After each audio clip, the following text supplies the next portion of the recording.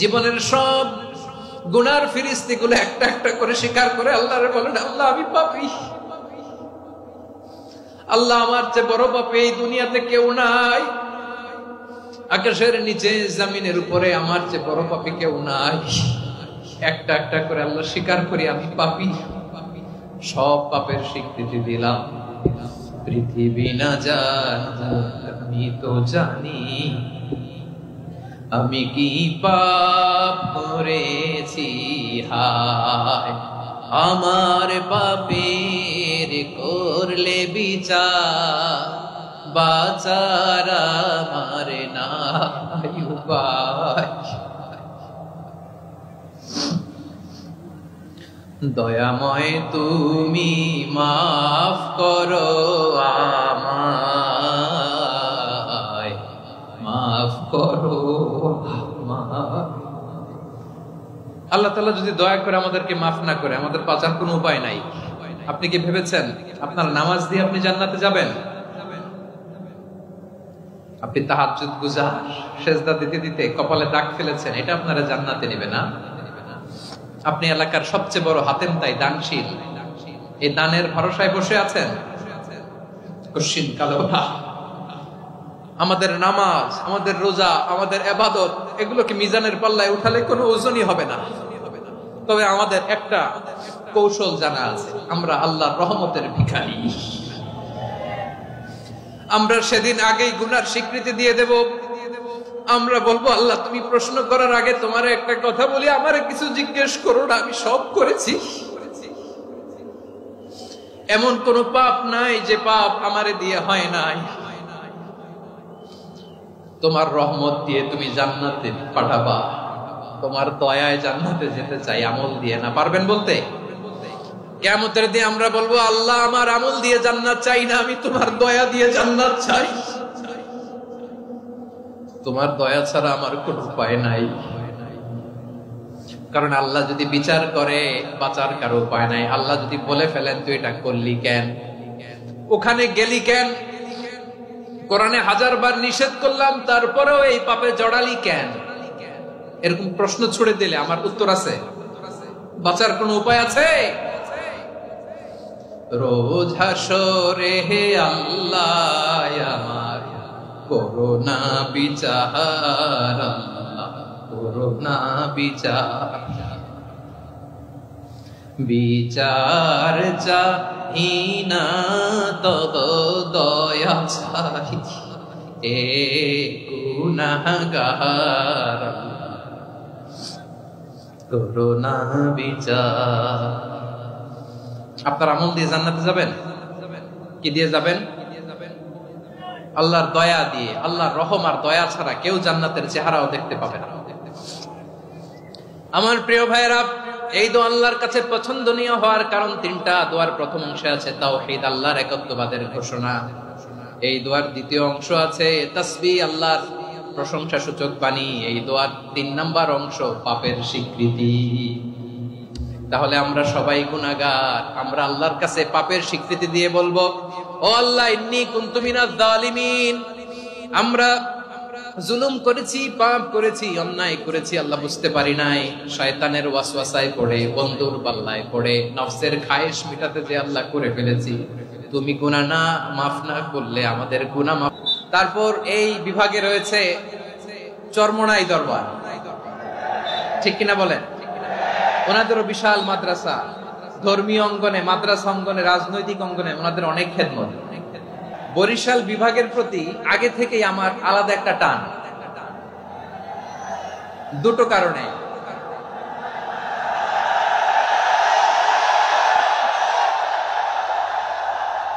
আলহামদুলিল্লাহ, আলহামদুলিল্লাহ, মাশাআল্লাহ। এই গণজোয়ারকে আল্লাহ তাআলা ইসলামের পক্ষে কবুল করে নিন।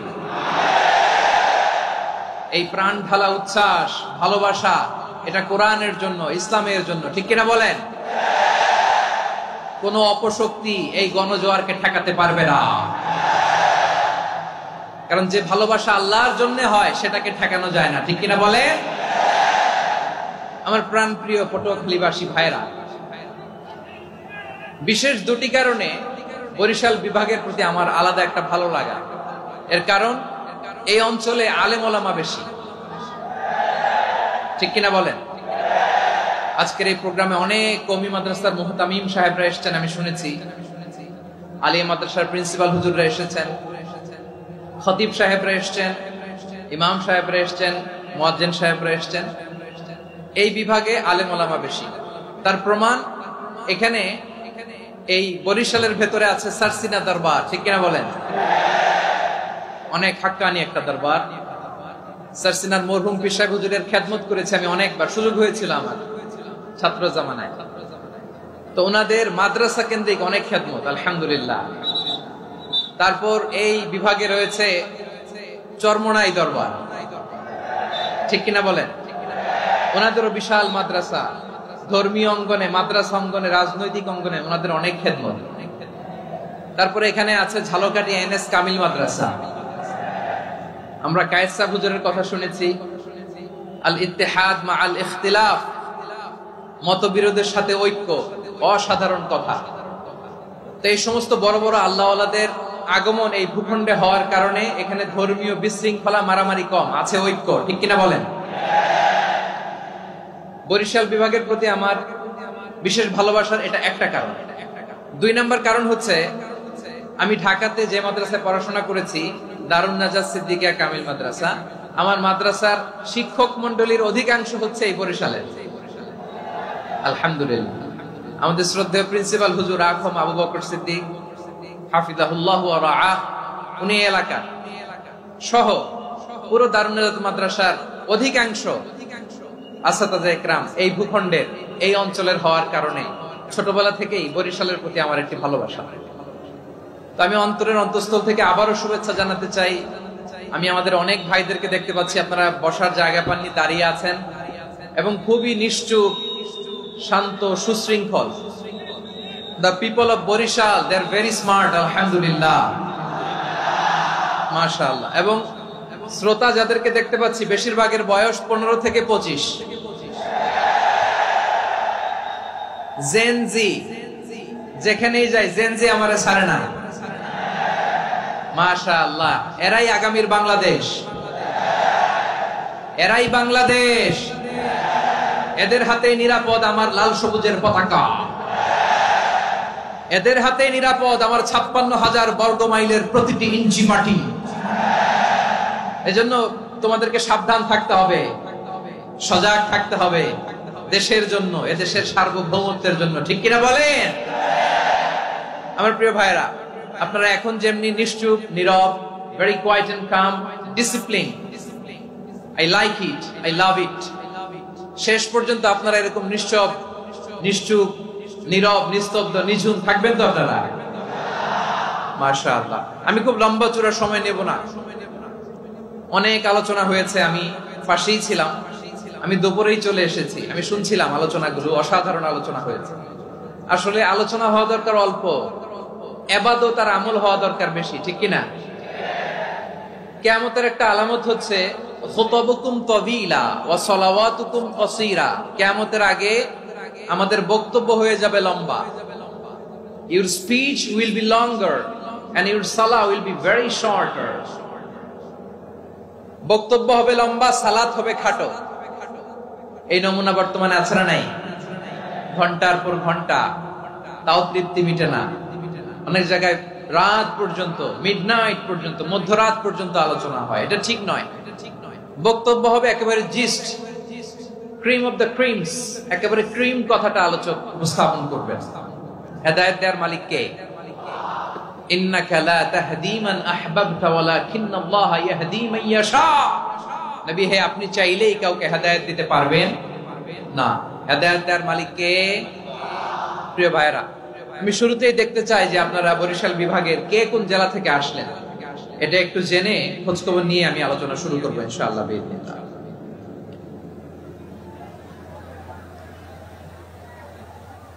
প্রিয় ভাইরা,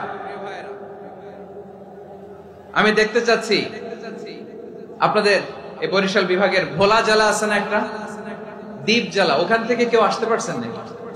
হ্যাঁ, আল্লাহু আকবার, আসছে তো, ওই যে হাত দেখা যাচ্ছে। সর্বনাশ, মাশাআল্লাহ, ঠিক আছে। আল্লাহ আমার ভাইদেরকে তুমি কবুল করো। বরগুনা জেলা থেকে কেউ এসেছেন আজকের প্রোগ্রামে? ইয়া সালাম, মাশাআল্লাহ মাশাআল্লাহ, ওয়েলকাম ওয়েলকাম। ঠিক আছে, পিরোজপুর জেলার কেউ এসেছেন? পিরোজপুর জেলা থেকে মাশাআল্লাহ অনেক ভাইরা এসেছেন। ঝালকাঠি, মাশাআল্লাহ ঝালকাঠির অনেক আসছে। তারপর বরিশাল জেলা থেকে কারা কারা এসেছেন? বরিশাল, মাশাআল্লাহ তাবারাকাল্লাহ। এবার পটুয়াখালী জেলার কারা কারা দেখি? মাশাআল্লাহ মাশাআল্লাহ মাশাআল্লাহ। আল্লাহ তুমি কবুল করো, আল্লাহ তুমি কবুল করো। লিল্লাহি তাকবীর, লিল্লাহি তাকবীর, লিল্লাহি তাকবীর। হাত নামান। প্রিয় ভাইরা, আসুন আমরা কাল বিলম্ব না করে আজকের পটুয়াখালী জেলা শহরের মাশাআল্লাহ, ওই যে লক্ষ্মীপুর থেকে আমাদের ভাই এসে প্লেকার্ড নিয়ে দাঁড়াইছে। ঠিক আছে, প্লেকার্ড দেখেছি, ফিয়ামানিল্লাহ। আচ্ছা, এই বরিশাল বিভাগের বাইরে থেকে কারা কারা আসছেন দেখি, কেউ আছেন কিনা? মাশাআল্লাহ অনেক অনেক অনেক, মাশাআল্লাহ। আল্লাহ কবুল করুন, আল্লাহ কবুল করুন, ফিয়ামানিল্লাহ। চাঁদপুর, ঠিক আছে ঠিক আছে, হ্যাঁ ইলিশের বাড়ি চাঁদপুর, ঠিক আছে মাশাআল্লাহ। বসুন বসুন। সম্মানিত ভাইরা, আসুন আমরা মূল আলোচনার দিকে চলে যাই। আজকে আমরা যে টপিকটা নিয়ে আলোচনা করব সেটা হচ্ছে, আমরা যে জীবনে বিপদে পড়ি, আমরা বিপদে পড়লে আমাদেরকে উদ্ধার করে কে? আল্লাহ ছাড়া আমাদের বাঁচানোর কেউ আছে? উদ্ধার করার কেউ আছে?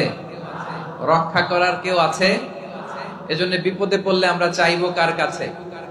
আমাদের যাই দরকার হোক আমরা ফরিয়াদ করব কার কাছে? নাকি মাজারে যেয়ে চাবেন? মাজারে যেয়ে চাবেন? অনেকে তো মাজারে যেয়ে কপাল ঘষে, আছে না নাই? মাজারে যেয়ে সন্তান চায়, আছে? এই এলাকায় নাই, এলাকার লোকদের আকীদা খালেস আমি জানি। মাজারে যেয়ে কপাল ঘষে আর সন্তান চায়। আচ্ছা, মাজারে গেলে সন্তান পাওয়া যায়? আচ্ছা, মাজারে না গেলে যদি বাচ্চা না হতো, গরু ছাগলের যে বাচ্চা হয় ওরা কোন মাজারে মানত করে বলেন? কথা কি বুঝতেছেন? এই যে প্রতি বছর গরু ছাগল ভেড়া এগুলো যে বাচ্চা দেয়, এরা কোন মাজারে যে মানত করে? এজন্য চাইতে হবে একজনের কাছে, তিনি কে? আমার প্রিয় পটুয়াখালীবাসী, মাজার জিয়ারত করা সুন্নাহ। আমরা মাজার জিয়ারত করব, আল্লাহ ওয়ালাদের কবরে যাব, আমরা সেখানে যে সালাম দিব, দোয়া করব, নিজের জন্য করব, কবরে শুয়ে থাকা মাইয়েতের জন্য করব, পুরো মুসলিম উম্মার জন্য করব। কিন্তু কবরে যিনি শুয়ে আছে ওই বাবার কাছে সন্তান চাওয়া যাবে? চাকরি চাওয়া যাবে? সফলতা চাওয়া যাবে? সফলতা দেয় কে? সবাই বলেন নাই, আওয়াজ করে বলেন, সফলতা দেওয়ার মালিক কে? এক কথাই রব্বুল আলামিন বলেন, ওয়া ইয়ামসাসকাল্লাহু বিদুররিন ফালা কাশিফা লাহু ইল্লা হু ওয়া ইয়ুরিদকা বিখাইরিন ফালা রাদ্দা লিফাদলি ইউসিবু বিহি মান ইয়াশাউ মিন ইবাদিহি ওয়া হুয়াল গফুরুর রহিম। আল্লাহু আকবার। আল্লাহ বললেন, ওয়া ইয়ামসাসকাল্লাহু বিদুররিন ফালা কাশিফা লাহু ইল্লা হু। আল্লাহ যদি তোমাকে কোনো বিপদ স্পর্শ করায়, আল্লাহ যদি তোমারে কোনো বিপদে ফেলে দেয়, ওই বিপদ থেকে উদ্ধার করার তিনি ছাড়া আর কেউ নাই। জোরে বলেন ঠিক কিনা? তিনি যদি কোনো বিপদে ফেলেন, তিনি ছাড়া বিপদ থেকে উদ্ধার করার কেউ নাই। আর তিনি যদি তোমার প্রতি কোনো অনুগ্রহ করতে চান, ওই অনুগ্রহ ঠেকিয়ে দেওয়ার ক্ষমতাও কারো নাই। আল্লাহ যদি আপনার সফলতা দিতে চায়, পৃথিবীর কোন শক্তি ওই সফলতাকে থামাতে পারে? এজন্য আল্লাহ বললেন, খবরদার, চিন্তার আকীদা খালিস করে নাও। ওয়া ইয়ামসাসকাল্লাহু বিদুররিন ফালা কাশিফা লাহু ইল্লা হু। আল্লাহ বিপদে ফেললে বিপদ থেকে উদ্ধার করার কেউ থাকে না। আর আল্লাহ যদি তোমার প্রতি দয়া দেখাতে চান, অনুগ্রহ করতে চান, ওই অনুগ্রহকে প্রতিরোধ করার মতো ক্ষমতা কারো নাই। তিনি তার বান্দাদের মধ্য থেকে যাকে ইচ্ছা তাকে দেন, যত ইচ্ছা তত দেন। তিনি ক্ষমাশীল, তিনি মেহেরবান। সুবহানাল্লাহ। তিনি ক্ষমাশীল, তিনি মেহেরবান। তাহলে এই আয়াত থেকে আমরা বুঝতে পারলাম, আমরা যদি বিপদে পড়ি আমাদেরকে কেউ বাঁচাতে পারে না। আমার বাবা আমারে বাঁচাতে পারে? হ্যাঁ, আমার মা আমাকে বাঁচাতে পারে? আমার বন্ধু আমারে বাঁচাতে পারে? আমার দলের কর্মী আমাকে বাঁচাতে পারে? আমার পীর সাহেব আমারে বাঁচাতে পারে? আমার পটুয়াখালীর ভাইয়েরা খেয়াল রাখবেন, বাঁচাতে পারে এক মহান সত্তা, উদ্ধার করতে পারে এক মহান সত্তা। চিৎকার করে বলুন, তিনি কে? আবার আল্লাহ বললেন, আম্মাই ইউজিবুল মুত্তাররা ইযা দাআহু ওয়া ইয়াকশিফুস সুআ ওয়া ইয়াজআলুকুম খুলাফাআল আরদ আইলাহুম মা'আল্লাহ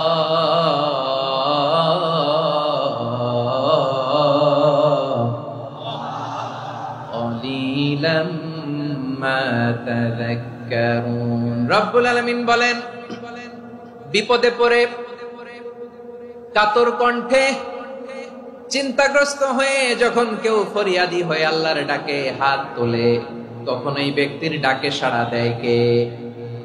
সবাই বলুন। কাতর কণ্ঠে বিপন্ন অবস্থায় আপনি যখন কেঁদে কেঁদে হাত তুলে আপনার দুঃখের কথা জানান, আপনি যখন ডাকেন তারে, তখন আপনার ডাকে সাড়া দেয় কে? আল্লাহ বলে, আমি সাড়া দেই। তোমাদের বিপদকে মুক্ত করে দেয় কে? ওই আল্লাহর সাথে কোন উপাস্য আছে নাকি? কিন্তু খুব অল্প সংখ্যক লোকই তোমরা উপদেশ গ্রহণ করো। কথাটা কার? তাহলে বিপন্ন মানবতা যখন কাঁদে, মানুষ যখন বিপদে পড়ে নিরুপায় হয়ে ফরিয়াদ করে, তার ডাক শোনার কেউ নাই একজন ছাড়া। চিল্লায় বলেন তো, তিনি কে? এজন্য আমরা ফরিয়াদের হাত কার দিকে তুলবো? প্রিয় পটুয়াখালী বলেন, ফরিয়াদের দুটো হাত আমরা কার দিকে তুলবো? এবং খেয়াল রাখতে হবে, মাথার সাথে সেট করে নিতে হবে, আল্লাহ ছাড়া আমাকে উদ্ধার করার কেউ নাই। এই পৃথিবীতে কেউ আপন না। প্রিয় ভাইরা, বিপদে পড়লে বোঝা যায় কেউ আপন না। আপন শুধু একজন মহান সত্তা। তিনি কে? এটা কি আপনারা খেয়াল রাখতে পারবেন? হ্যাঁ, বিপদে আপদে কেউ আমাদের বাঁচাতে পারে না, তরাতে পারে না, মুক্তি দিতে পারে না, উদ্ধার করতে পারে না, একমাত্র আমার প্রভু ছাড়া, আল্লাহ ছাড়া। চিল্লায় বলেন ঠিক কিনা? এবং প্রিয় পটুয়াখালীর ভাইয়েরা, মাথার সাথে এটা সেট করে নিতে হবে যে আমাদের পুরো জীবনটাই পরীক্ষা। পুরো জীবনটাই কি? The life is a test. পুরো জীবনটাই পরীক্ষা। এই জীবনে বিপদ আসবে, আপদ আসবে, পরীক্ষা আসবে, সবার জীবনে এটা থাকে। এক একজনের পরীক্ষা এক এক রকম। আমার পরীক্ষা একরকম, মাসুদ ভাইয়ের পরীক্ষা একরকম, চৌধুরী সাহেবের পরীক্ষা একরকম, আপনার পরীক্ষা একরকম, উনার পরীক্ষা আবার আরেক রকম।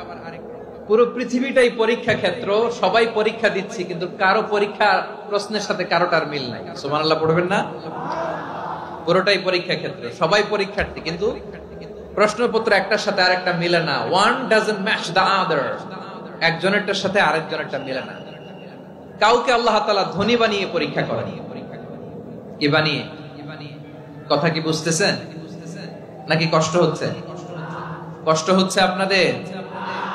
কাউকে আল্লাহ ধনী বানিয়ে পরীক্ষা করেন, আবার কাউকে আল্লাহ তাআলা গরিব বানিয়ে পরীক্ষা করেন, কাউকে আল্লাহ অসুস্থ বানিয়ে পরীক্ষা করেন। কেউ দেখবেন যে দুরারোগ্য ব্যাধিতে আক্রান্ত, ডাক্তার বলেছে আর সময় নাই, দুরারোগ্য ব্যাধি, ক্যান্সার, যার নেই কোনো অ্যান্সার, তার জন্য পরীক্ষা হচ্ছে এই রোগ। আরেক লোক দেখবেন তার আবার রোগ বালাই নাই, মাশাআল্লাহ, তাকে আল্লাহ তাআলা আর্থিক দৈন্যতা, দারিদ্রতা দিয়ে পরীক্ষা করছেন। এরকম আছে না নাই? টাকা পয়সা নাই, দিন আনে দিন খায়, যা আছে তাতে চলে না, এটা তার জন্য পরীক্ষা। আবার আরেক শ্রেণীর লোক দেখবেন তাকে আল্লাহ অসুস্থতাও দেয় নাই, দারিদ্রতাও দেয় নাই, তার দাম্পত্য জীবনের সমস্যা আছে না নাই? স্ত্রী কথা শোনে না, অথবা ছেলে মেয়ে কথা শোনে না। তাহলে পরীক্ষা সবার জীবনে আছে, এক একজনের পরীক্ষাটা এক এক রকম। আল্লাহ তাআলা দেখতে চায় যে এই পরীক্ষার সময় আমরা কিরকম রেসপন্স করি, how to deal with the test, কিভাবে এই বিপদ আপদ পরীক্ষাগুলোকে আমরা হ্যান্ডেল করব, ডিল করব। এটা হচ্ছে আজকের আলোচনার বিষয়। বুঝতে পেরেছেন সবাই আমার প্রিয় ভাইয়েরা? তাহলে পরীক্ষাময় আমাদের জীবন, বিপদ আপদ পরীক্ষা, এটা মানুষের পিছু ছাড়ে না। সবার জীবনে পরীক্ষা আছে। নবীদের জীবনেও পরীক্ষা ছিল। সাহাবারা জিজ্ঞেস করেছেন, ইয়া রাসূলুল্লাহ, আইয়ুন নাসি আশাদ্দু বালাআন ফিদ দুনিয়া, এই দুনিয়ার বুকে কাদের পরীক্ষা সবচেয়ে বেশি? বিশ্বনবী বলেছেন, আল আম্বিয়া, এই পৃথিবীতে সবচেয়ে বেশি পরীক্ষা আল্লাহ তাআলা নিয়ে থাকেন নবীদের। কাদের? নবীদের।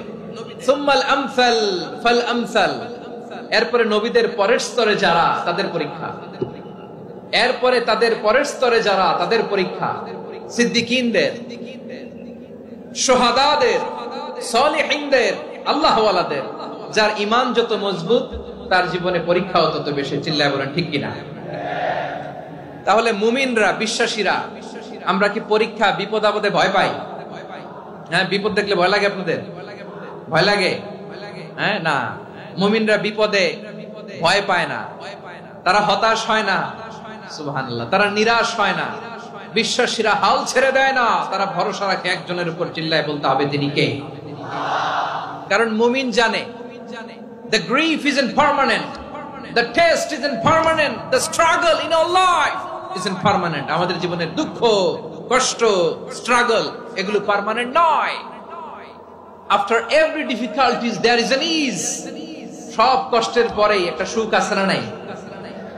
রব্বুল আলামিন বলেন ফা ইন্না মাআল উসরি ইউসরা, ইন্না মাআল উসরি ইউসরা, ভয় পেও না, চিন্তা করো না, কষ্টের সাথেই আমি রেখে দিয়েছি স্বস্তি। সুবহানাল্লাহ বলেন। মুমিন জীবনে বিপদ যত বেশি, কষ্ট যত বেশি, তার সামনে সফলতা তার চেয়েও বেশি। ঠিক কিনা বলেন? কারণ বিশ্বাসীরা জানে রাত্রি যত গভীর হয় সুবহে সাদিকের সময় তত আগাতে থাকে। গর্ভবতী নারীর পেটের ব্যথা যত বাড়তে থাকে, ঘরে নতুন মেহমান আগমনের সময় ঘনাতে থাকে। মুমিনদের উপর বিপদ, অত্যাচার, আপদ, পরীক্ষা যত বাড়তে থাকে, কালেমার পতাকা উড্ডয়নের সময় কাছে আসতে থাকে। বিশ্বাসীদের এগুলো হিসাব মিলানো অনেক আগে, এগুলো অনেক আগে হিসাব মিলানো। দুঃখের আধার শেষে সুখের আলো মিটি মিটি হাসে। চিল্লায় বলেন ঠিক কিনা? দুঃখের আধার শেষে আলোর প্রভাত হাসে, হতাশার কালো মেঘে যায় গো ভেসে, হতাশার কালো মেঘে যায় গো ভেসে। দুঃখের আধার শেষে আলোর প্রভাত হাসে, হতাশার কালো মেঘে যায় গো ভেসে, হতাশার কালো মেঘে যায় গো ভেসে। কোরআনের পাতায় পাতায় দেখো ঈমানের পথ ঢাকা ব্যথার কাটায়। কোরআনের পাতায় পাতায় দেখো ঈমানের পথ ঢাকা ব্যথার কাটায়। ভেঙে পড়ো না কভু হতাশ হয়ে, ভেঙে পড়ো না কভু হতাশ হয়ে, জ্বলে পুড়ে খাঁটি সোনা হও গো শেষে, জ্বলে পুড়ে খাঁটি সোনা হও গো শেষে। দুঃখের আধার শেষে আলোর প্রভাত হাসে, হতাশার কালো মেঘে যায় গো ভেসে, হতাশার কালো মেঘে যায় গো ভেসে। ঠিক কিনা বলেন? দুঃখ যত বেশি, পরীক্ষা যত বেশি, কষ্ট যত বেশি, সুখের সময় তত কাছাকাছি। চিল্লায় বলতে হবে ঠিক কিনা? এজন্য মুমিন জীবনে পরীক্ষা বেশি, মুমিনদের হতাশা নাই। মুমিনরা নিরাশ হয় না, হতাশ হয় কাফিররা। মুমিনরা কখনো হাল ছেড়ে দেয় না, মুমিনরা ভরসা রাখে একজনের উপর, তিনি কে? তাহলে আমার প্রিয় পটুয়াখালীবাসী, বিপদ থাকবে, পরীক্ষা থাকবে, এই বিপদ থেকে আমাদেরকে উদ্ধার করবেন একজন, তিনি কে? আমরা শুধু আল্লাহর উপরই ভরসা রাখবো। রাজি আছেন তো? চাইবো একজন সত্তার কাছে। আওয়াজ করে বলুন তিনি কে? একজন সত্তার কাছে চাইবে। বিশ্বনবী উনার চাচাতো ভাই আব্দুল্লাহ ইবনে আব্বাস রাদিয়াল্লাহু তাআলা আনহুকে বললেন, ইয়া আব্দুল্লাহ ইবনে আব্বাস, হে আব্দুল্লাহ ইবনে আব্বাস, ইদা সাআলতা ফাসআলিল্লাহ, যখন চাইবে আল্লাহর কাছে যাও। ও আব্দুল্লাহ, যখন চাইবা আল্লাহর কাছে চাও। ওয়া ইদা ইসতাআনতা ফাসতাইন বিল্লাহ, যখন সাহায্য চাইবা আল্লাহর কাছে ফরিয়াদ করো। জেনে রেখো ও আব্দুল্লাহ, ওয়া'লাম আন্নাল উম্মাতা লাউ ইজতামাআত আলা আন ইয়ানফাউকা বিশাইইন লাম ইয়ানফাউকা ইল্লা বিশাইইন ক্বাদ কাতাবাহু আল্লাহু লাক। ও আব্দুল্লাহ, জেনে রেখো, মনে রেখো, গোটা বিশ্বের সবাই মিলে যদি তোমার উপকার করতে চায় ততটুকুই তারা করতে পারবে যতটুকু আল্লাহ তোমার নসিবে সেটা লিখে রেখেছে। ঠিক কিনা বলেন? আর যদি গোটা বিশ্বের সবাই মিলে তোমার বিরুদ্ধে কনস্পাইরেসি করে, ষড়যন্ত্র করে, গোটা বিশ্বের সবাই মিলেও যদি তোমার ক্ষতি করতে চায় ততটুকুই শুধু পারবে যেটা আল্লাহ তোমার জন্য বরাদ্দ রেখেছে। যতটুকু আল্লাহ তাআলা তোমার জন্য বরাদ্দ রেখেছে অতটুকুই ক্ষতি করতে পারবে, আর এক চুল বেশিও করতে পারবে না, কমও করতে পারবে না। চিল্লায় বলেন ঠিক কিনা? এজন্য আমরা চাইবো কার কাছে? সবাই বলেন নাই, আওয়াজ করে বলেন কার কাছে? সব সময় আমরা আল্লাহর কাছে চাইবো, বিপদে আপদে, সুখে দুঃখে, সচ্ছল অবস্থায় অসচ্ছল অবস্থায়, পরাজয়ের সময় বিজয়ের সময়, সব সময় আমরা ভরসা রাখবো কার উপর? সবাই বলুন। একদল লোক আছে যারা বিপদে পড়লে আল্লাহরে ডাকে, আছে না নাই?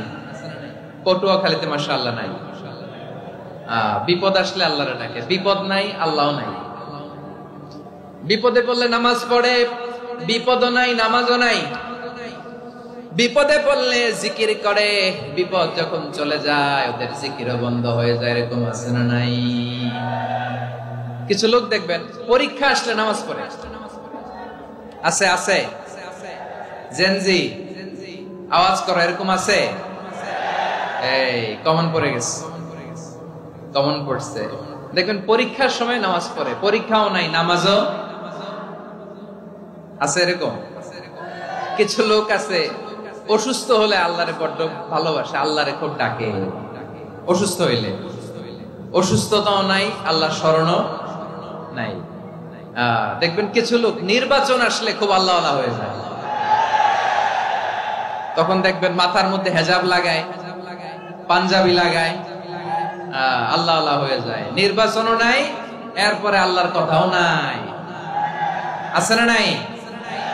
না, এরকম হওয়া যাবে না। সব সময় আমরা আল্লাহরে ডাকবো, বিপদে আপদে সব সময় ভরসা রাখবো আমরা একজনের উপর। আওয়াজ করে বলেন তিনি কে?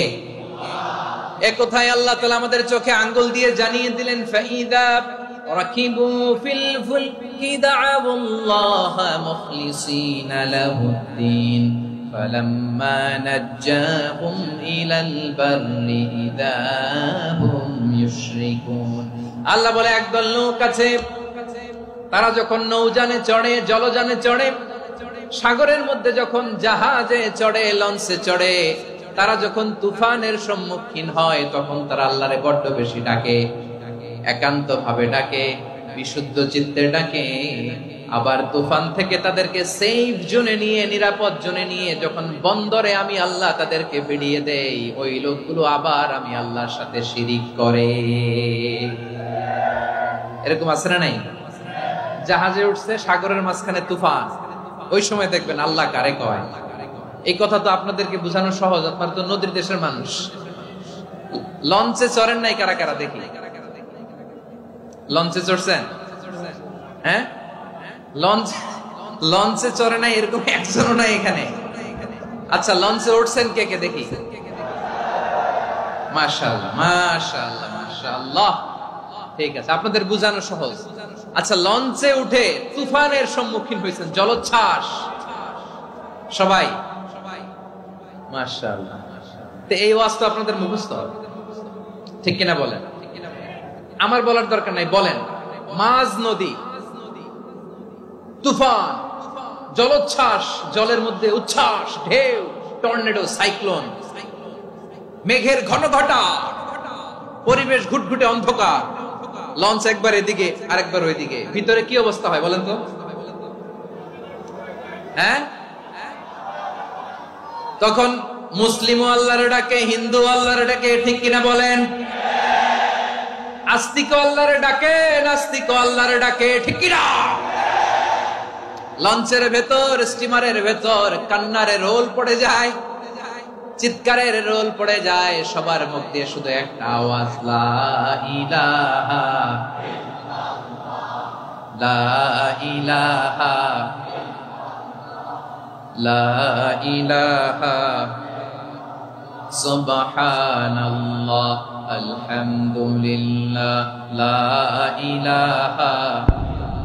আল্লাহ নামের জিকির করবে যারা, আল্লাহর কাছে প্রিয় তারা, আল্লাহর কাছে প্রিয় যারা, জান্নাতে প্রবেশ করবে তারা।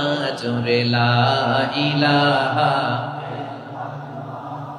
লা ইলাহা ইল্লাল্লাহ, লা ইলাহা ইল্লাল্লাহ, মুহাম্মাদুর রাসূলুল্লাহ সাল্লাল্লাহু আলাইহি ওয়াসাল্লাম। আমার প্রিয় পটুয়াখালীবাসী, তাহলে লঞ্চের ভেতরে যখন আমরা তুফানের মধ্যে পড়ি, তখন সবাই মিলে আমরা একটা নামের জিকির করি। নামটা কার? মুসলমানেরাও ডাকে, হিন্দুরাও ডাকে, আস্তিকও ডাকে, নাস্তিকও ডাকে, সবাই ডাকে একজনকে। তিনি কে? আবার দেখবেন ওই আল্লাহ তুফানের পরে, ঝড়ের পরে ওই লঞ্চটাকে যখন সদর ঘাটে ফিরিয়ে দেয়, আবার আমরা নাফরমানি শুরু করে দেই। সে কোথায়? আল্লাহ বললেন, ফাইদা রাকিবু ফিল ফুলকি দা'আউল্লাহ মুখলিসিনা লাহুদ্দীন ফালাম্মা নাজ্জাহুম ইলাল বাররি ইযা হুম ইউশরিকুন। সাগরে যখন তুফানে পড়ে আমি আল্লাহর ডাকে, আবার আমি আল্লাহ যখন বাঁচিয়ে দেই, আবার আমি আল্লাহর সাথে শিরিক শুরু করে। আমরা কি এরকম হতে চাই নাকি? এরকম করবেন? হ্যাঁ না, আমরা তুফানে পড়লেও আল্লাহরে ডাকি, আবার বাঁচায় দেওয়ার পরেও ডাকি কারে? আল্লাহকেই ডাকি। বিমানের মধ্যে মাঝে মাঝে দেখবেন যে এয়ার টার্বুলেন্স হয়, জানেন? এয়ার টার্বুলেন্স জানেন তো? মাঝে মাঝে বিমানটা বাউন্সিং করে, বাম্পি, ভেরি বাম্পি ওয়েদার। শোনেন নাই? 40,000 ফিট উপরে যখন থাকে, তখন পাইলট মাঝে মাঝে বলে, dear passengers, ladies and gentleman, right now we are flying 40,000 feet above the ground and we are passing very air turbulence, very heavy air turbulence right now. Please fasten your seat belt. দেখবেন মাঝে মাঝে পরিবর্তন হয়েছে, ফলে এখন বিমান shaking করে বেশি, বাউন্সিং, বাম্পি ওয়েদার। তো বলেন তো 40,000 ফিট উপরে যখন আপনি, কয় হাজার ফিট? সবাই বলুন কয় হাজার ফিট? 40,000 ফিট উপরে যখন আপনি, তখন যখন বিমানটা এরকম বাউন্সিং করে, সবাই যখন ভমিটিং করে বিমান নষ্ট করে দেয়, বমি করে, তখন বাঁচানোর কে আছে আল্লাহ ছাড়া? কেউ আছে? ওই মুহূর্তেও সবাই মিলে একজনের ডাকে আওয়াজ করে বলেন, তিনি কে? মাঝে মাঝে কিছু সোশ্যাল মিডিয়ায় কিছু ভিডিও পাওয়া যায় যে হেভি যখন এয়ার টার্বুলেন্স হয়, 10 সেকেন্ড 15 সেকেন্ডের কিছু ভিডিও পাওয়া যায়, বিমানটা এরকম বাউন্সিং করছে, বাম্পি ওয়েদার, কাঁপছে, মানুষগুলো বমি করছে, অক্সিজেন মাস্কগুলো সব ঝুলে পড়েছে, বিমানটা শুধু কাঁপছে। তখন দেখবেন বিমানের ভেতরেও এরকম লঞ্চের মতো চিৎকার আছে না নাই? বিমানের ভেতরেও তখন চিৎকার। গত বছর হিথ্রো এয়ারপোর্ট থেকে সিঙ্গাপুর এয়ারলাইন্সের একটা ফ্লাইট, হিথ্রো টু চাঙ্গি, একটা ফ্লাইটে এমন বেশি এয়ার টার্বুলেন্সের শিকার হয়েছিল ওই এয়ারক্রাফটটা, 33 জন যাত্রী সেখানে আহত হয়েছে, একজন যাত্রী নিহত হয়েছে। কেবিন ক্রুজ, এয়ার হোস্টেস যারা আছে, একজনের নাক ফেটে, চোখ ফেটে, কপাল ফেটে, ব্লিডিং হয়ে শয়লা। প্রিয় ভাইরা, ওই 40,000 ফিট উপরে বিমানটা যখন কাঁপবে, তখন আমাদেরকে আল্লাহ ছাড়া আর কেউ বাঁচানোর আছে? এত আসতে বললে হবে? ওই কঠিন মুহূর্তে আমার বাবা আমারে বাঁচাতে পারে, আমার বন্ধু আমারে বাঁচাতে পারে। এই গ্রাউন্ডে, জমিনের বুকে আমার প্রোটোকল, আমার ক্ষমতা, আমার দাম্ভিকতা, কোনো কিছু আমারে বাঁচাতে পারে একজন ছাড়া। চিল্লায় বলতে হবে, তিনি কে? সে আল্লাহ বললেন, গোলাম, আমি বিপদের সময় ঠিকই তোমাদের বাঁচিয়ে দেই। ওই বিমানের ভেতরে 40,000 ফিট উপরে যখন তোমরা এয়ার টার্বুলেন্সের শিকার হও, তখন নাস্তিকও আল্লাহরে ডাকে, হিন্দু আল্লাহরে ডাকে। জোরে বলেন ঠিক কিনা? আবার বিমানটা যখন শান্ত হয়ে যায়, একটু পরেই বিমানের স্ক্রিনের মধ্যে হিন্দি সিনেমা খোঁজে। বিমানের স্ক্রিনে কিন্তু বিশাল ওখানে আফলাম, ফিল্মের একেবারে বোঝাই করা। বিমানটা শান্ত হলে আবার হিন্দি সিনেমা দেখা শুরু করে। একটু আগে ডাকছিল কারে? কারে? দেখবেন বাংলাদেশে আমাদের ক্রিকেটাররা যখন অন্য কোনো দেশের সাথে খেলে, অনেক সময় এমন হয় বল বাকি একটা, রান দরকার 6টা। বল বাকি কয়টা? পটুয়াখালী বোঝে নাই বোধহয়। বল বাকি কয়টা? রান দরকার। আপনি দেখবেন ক্যামেরাম্যান তখন গ্যালারিতে খালি দেখায় দর্শকদের যে কি অস্থিরতা। হিপ হপ স্টাইলের মেয়েটা, যে মেয়েটার ওড়না এতক্ষণ ছিল গলায়, এতক্ষণ কই ছিল, ওই মেয়েটা দেখবেন ওড়নাটা টেনে মাথায় দিয়ে এরকম মুনাজাত ধরতেছে, আল্লাহ আল্লাহ, একটা ছক্কা, আল্লাহ আল্লাহ, আমার লাল সবুজের পতাকারে তুমি অপমানিত কইরো না আল্লাহ, ইন্ডিয়ার সাথে আমাদের খেলা, আল্লাহ আল্লাহ, একটা ছক্কা, একটা একটা। পুরো পুরো খেলা জুড়ে এই মেয়ের ওড়না ছিল গলায়, কিন্তু যখন এক বলে 6 রান দরকার, ওড়না চলে আসছে কোথায়? মাথায়। আবার মুনাজাত আছে নাই? ঠিকই বাংলাদেশের দামাল ছেলে এমন এক শট মারলো, বল চলে গেল স্টেডিয়ামের বাইরে, ছক্কা, জিতে গেলাম আমরা। পুরো স্টেডিয়াম জুড়ে চিৎকার, হই হুল্লোড়, মौज মাস্তি। যেই মেয়েটা মাথার মধ্যে ওড়না দিয়ে এতক্ষণ সুবহানাল্লাহ সুবহানাল্লাহ বলে আল্লাহর কাছে দোয়া করেছে, ওই মেয়ে এখন আবার ওড়না ফেলে দিয়ে নাচা শুরু করে দিয়েছে। তাহলে আল্লাহর ভয়, আল্লাহর প্রতি আস্থা, বিশ্বাস, ভালোবাসা, এটা কি ক্ষণিকের জন্য? মানে আমার যখন লাগবে তখন আল্লাহরে ইউজ করবো নাকি? হ্যাঁ, বিপদে আপদে, সুখের সময় দুঃখের সময়, সচ্ছল অসচ্ছল অবস্থায় বিশ্বাসীরা ভরসা রাখে একজনের উপর। চিৎকার করে বলো, পটুয়াখালী তিনি কে? সে আল্লাহ বললেন, গোলাম মনে করো না জাহাজ থেকে সদরঘাটে ভিড়িয়ে দিলাম, তুমি নিরাপদ হয়ে গেছো। মনে করো না 40,000 ফিট থেকে সেফ ল্যান্ডিং এর পরে এয়ারপোর্টে নেমে গেলেই তুমি নিরাপদ হয়ে গেছো। ও মিয়া, বিপদ কি শুধু সাগরে আর আকাশে? ঘরের বিপদও, ঘরের ভেতরও বিপদ আসতে পারে কি পারে না? এজন্য সূরা মুলক আল্লাহ বললেন, আমিনতুম মান ফিস সামাই আন ইয়াখসিফা বিকুমুল আরদা ফাইদা হিয়া তামুর। তোমরা কি ভাবছো তোমরা নিরাপদ? সাগরের মধ্যে তুফান, আল্লাহ আল্লাহ ডাকলাম, সদরঘাটে যে পড়ছি, বাইসে গেছেন তো আপনি। আর পাবে আপনারে আল্লাহ? আল্লাহর তো সাগরের মাঝখানে তো আল্লাহ আপনার পাইছিল, আর তো পাবে না। আর পাবে আপনারে? আর আল্লাহ ধরতে পারবে আপনারে? ঘরের ভেতরও বিপদ দিয়ে আটকাতে পারে কে? 5 স্টার 7 স্টার হোটেলের ভেতরও আমাকে বিপদের মধ্যে ফেলে দিতে পারেন কে? আল্লাহ বললেন, তোমরা কি ভেবেছো তোমরা নিরাপদ? আমি চাইলে ল্যান্ডস্লাইডস, ভূমি ধস দিয়ে 1 লক্ষ এক মুহূর্তে নিয়ে যেতে পারি। এক সুনামি দিয়ে থাপ্পড় মেরে 3 লক্ষ সাগরের ভেতরে ঢুকায় দিতে পারি। 1 সেকেন্ডও লাগে না আমার। أم أمنتم من في السماء أن يرسل عليكم حاصبا فستعلمون كيف نذير। আল্লাহ চাইলে আকাশ থেকে পাথর বৃষ্টি নাজিল করতে পারেন কি পারেন না? এই মুহূর্তে এখানে ভূমিকম্প দিতে পারেন কি পারেন না?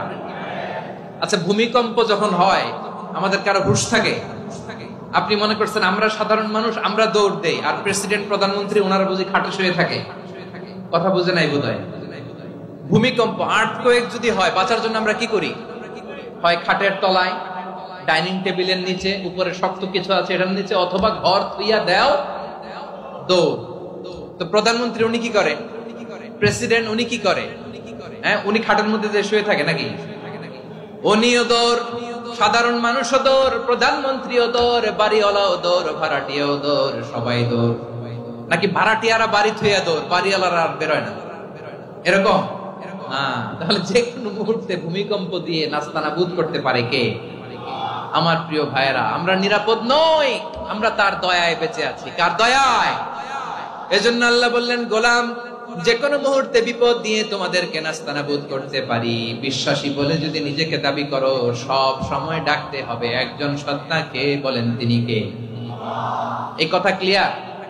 এই সবগুলো উদাহরণ শেষে সবার কাছে ক্লিয়ার হয়েছে না যে বিপদ থেকে, আপদ থেকে, পরীক্ষা থেকে, ক্যালামিটি থেকে আমাদেরকে কেউ বাঁচাতে পারে না একজন সত্তা ছাড়া। আবারও বলেন তো তিনি কে? ক্লিয়ার? হ্যাঁ, সবাই বুঝতে পারছেন? আচ্ছা, এবার আমরা দেখি বিষ্ণু ইসা ইসলামের জীবনে বিপদ আপদ ছিল কিনা। উনি বিপদ আসলে কিভাবে ডিল করতেন, বিপদ আসলে কোন দোয়া পড়তে হয়, কিভাবে ফরিয়াদের হাত উত্তোলন করতে হয়, কিভাবে রবের দরবারে নতজানু হয়ে ফরিয়াদ করতে হয়, এটা জানার দরকার আছে না নাই?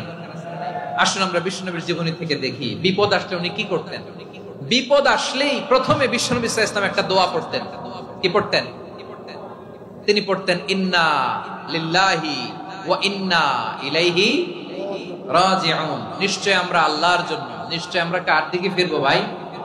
আবার কার দিকে ফিরবো? আওয়াজ করে বলুন তো, আমরা এসেছি কার কাছ থেকে, আবারও ফিরে যাব কার কাছে? এজন্য বিশ্বনবী পড়ছেন ইন্না লিল্লাহি ওয়া ইন্না ইলাইহি রাজিউন। নিশ্চয় আল্লাহর জন্য, ওই আল্লাহর দিকেই আমরা ফিরে যাব। তারপরে বিশ্বনবী পড়তেন আল্লাহুম্মা আজুরনি ফি মুসিবাতি ওয়াখলুফ লি খায়রাম মিনহা।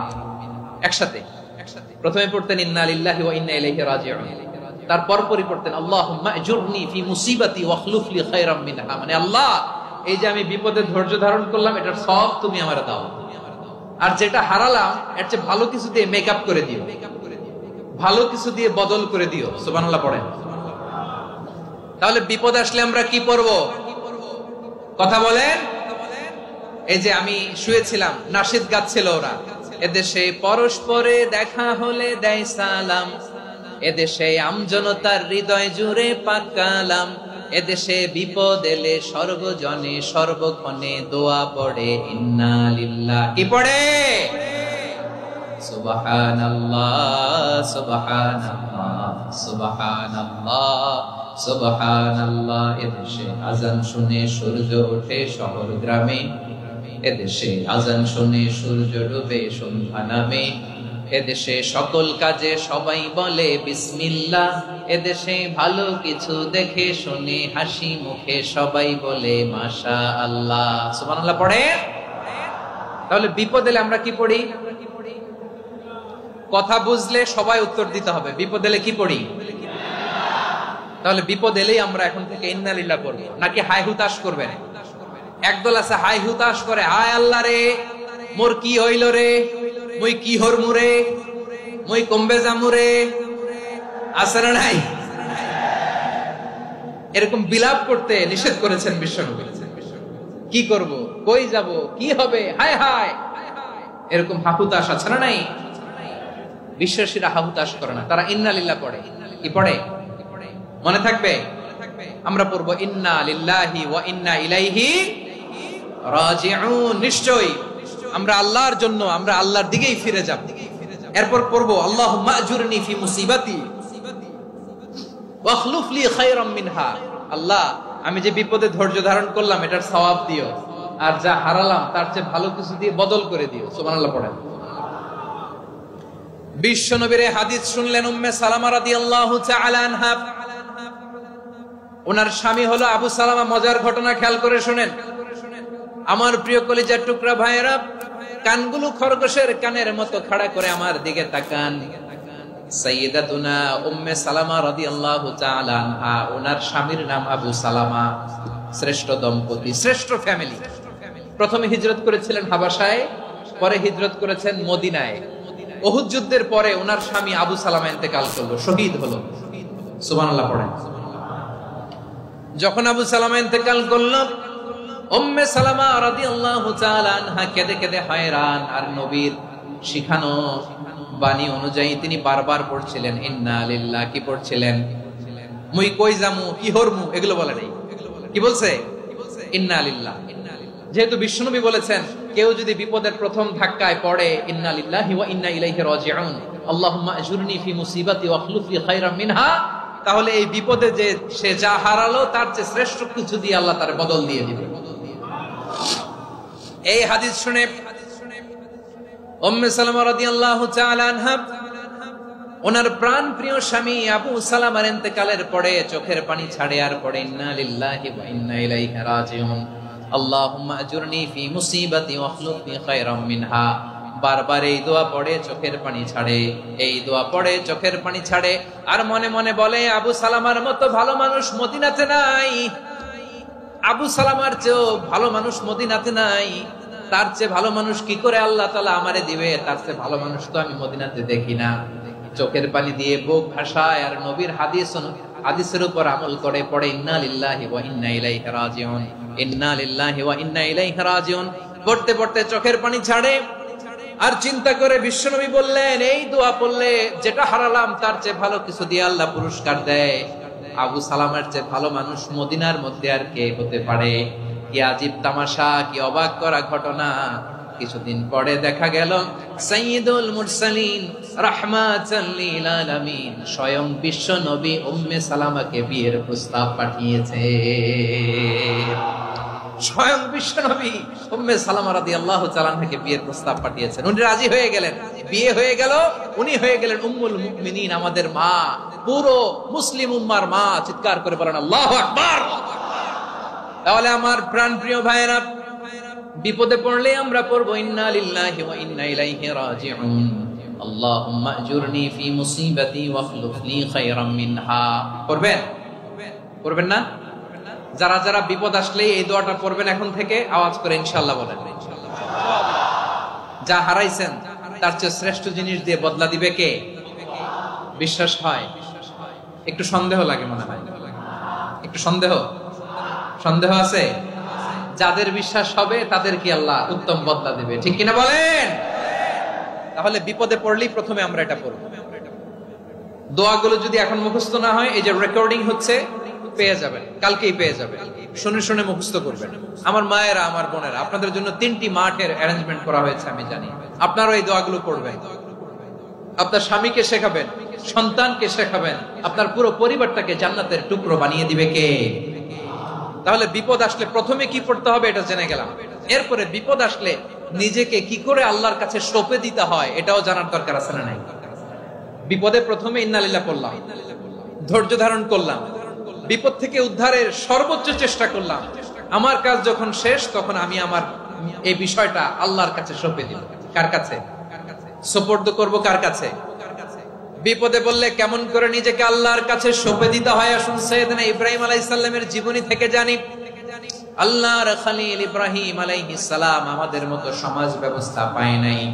আমরা জন্মের পরে আমাদের কানের ভেতরে আজান দিয়েছে কে? একামত দিয়েছে কে? আমাদের বাপ দাদারা আমাদের কানে আজান দিয়েছে কি দেয় নাই? আমাদের জন্মের পরেই তো আজান, একামত। বাড়ির পাশে মসজিদ, প্রতিদিন আজান, জুমার খুতবা, প্রতি মাসে মাসে তাফসীরুল কোরআন মাহফিল, মসজিদ, মিনারা, অভাব নাই, ঠিক কিনা বলেন? আপনি যেই সুন্দর ইসলামিক এনভায়রনমেন্ট পেয়েছেন, আমাদের ইব্রাহিম খলিল উনিও কি এরকম পেয়েছিলেন? হ্যাঁ, উনি জন্মের পর পরে ওনার কানে আজান দিয়েছে কেউ? আমার প্রিয় ভাইরা, আগা গোড়া একটা শিরকি পরিবেশ উনি জন্মগ্রহণ করেছেন। উনি ছাড়া ওই তল্লাটে একজনও আল্লাহর উপর বিশ্বাসী নাই। কল্পনা করতে পারেন? গোটা তল্লাটে, গোটা দেশে বিশ্বাসী মুমিন, আল্লাহর উপর বিশ্বাস স্থাপনকারী কয়জন? সবাই বলেন কয়জন? বাকি সব মুশরিক। বাকি সব মুশরিক নিজের সাথে নিজে শক্ত বোঝাপড়া করে, অ্যানালজি করে, সেলফ কনভারসেশন করে উনি মহা সত্যের সন্ধান পেয়েছে। উনি আকাশের তারা দেখে ভাবে মনে হয় এটাই আমার খোদা, পরে দেখে তারা নাই, মনে মনে বলে না তাইলে এটা না। আবার চাঁদ দেখে বলে চাঁদটা বড় মায়া লাগে, মনে হয় এটাই আমার রব, পরে দেখে চাঁদও নাই, কয় না এটা না। এরপরে দ্বীপ প্রহরের জলজলে সূর্যটা খাঁ খাঁ করে গোটা পৃথিবীটারে রৌদ্র দিয়ে তাতিয়ে রাখে। তিনি ভাবলেন মনে হয় এটাই আমার রব, কারণ এটাই তো সবচেয়ে বড়। কিন্তু বিকেল বেলা ওই সূর্যটাও যখন চলে যায়, সাইয়েদনা ইব্রাহিম বলে না এটাও তো নাই, আমার খোদা যদি আমারে ছেড়ে চলে যায়, বিপদে পড়লে আমারে উদ্ধার করবে কে? এভাবে নিজের সাথে অ্যানালজি, সেলফ কনভারসেশন করতে করতে করতে তিনি মহা সত্যের সন্ধান পেয়েছেন। সুবহানাল্লাহ পড়েন।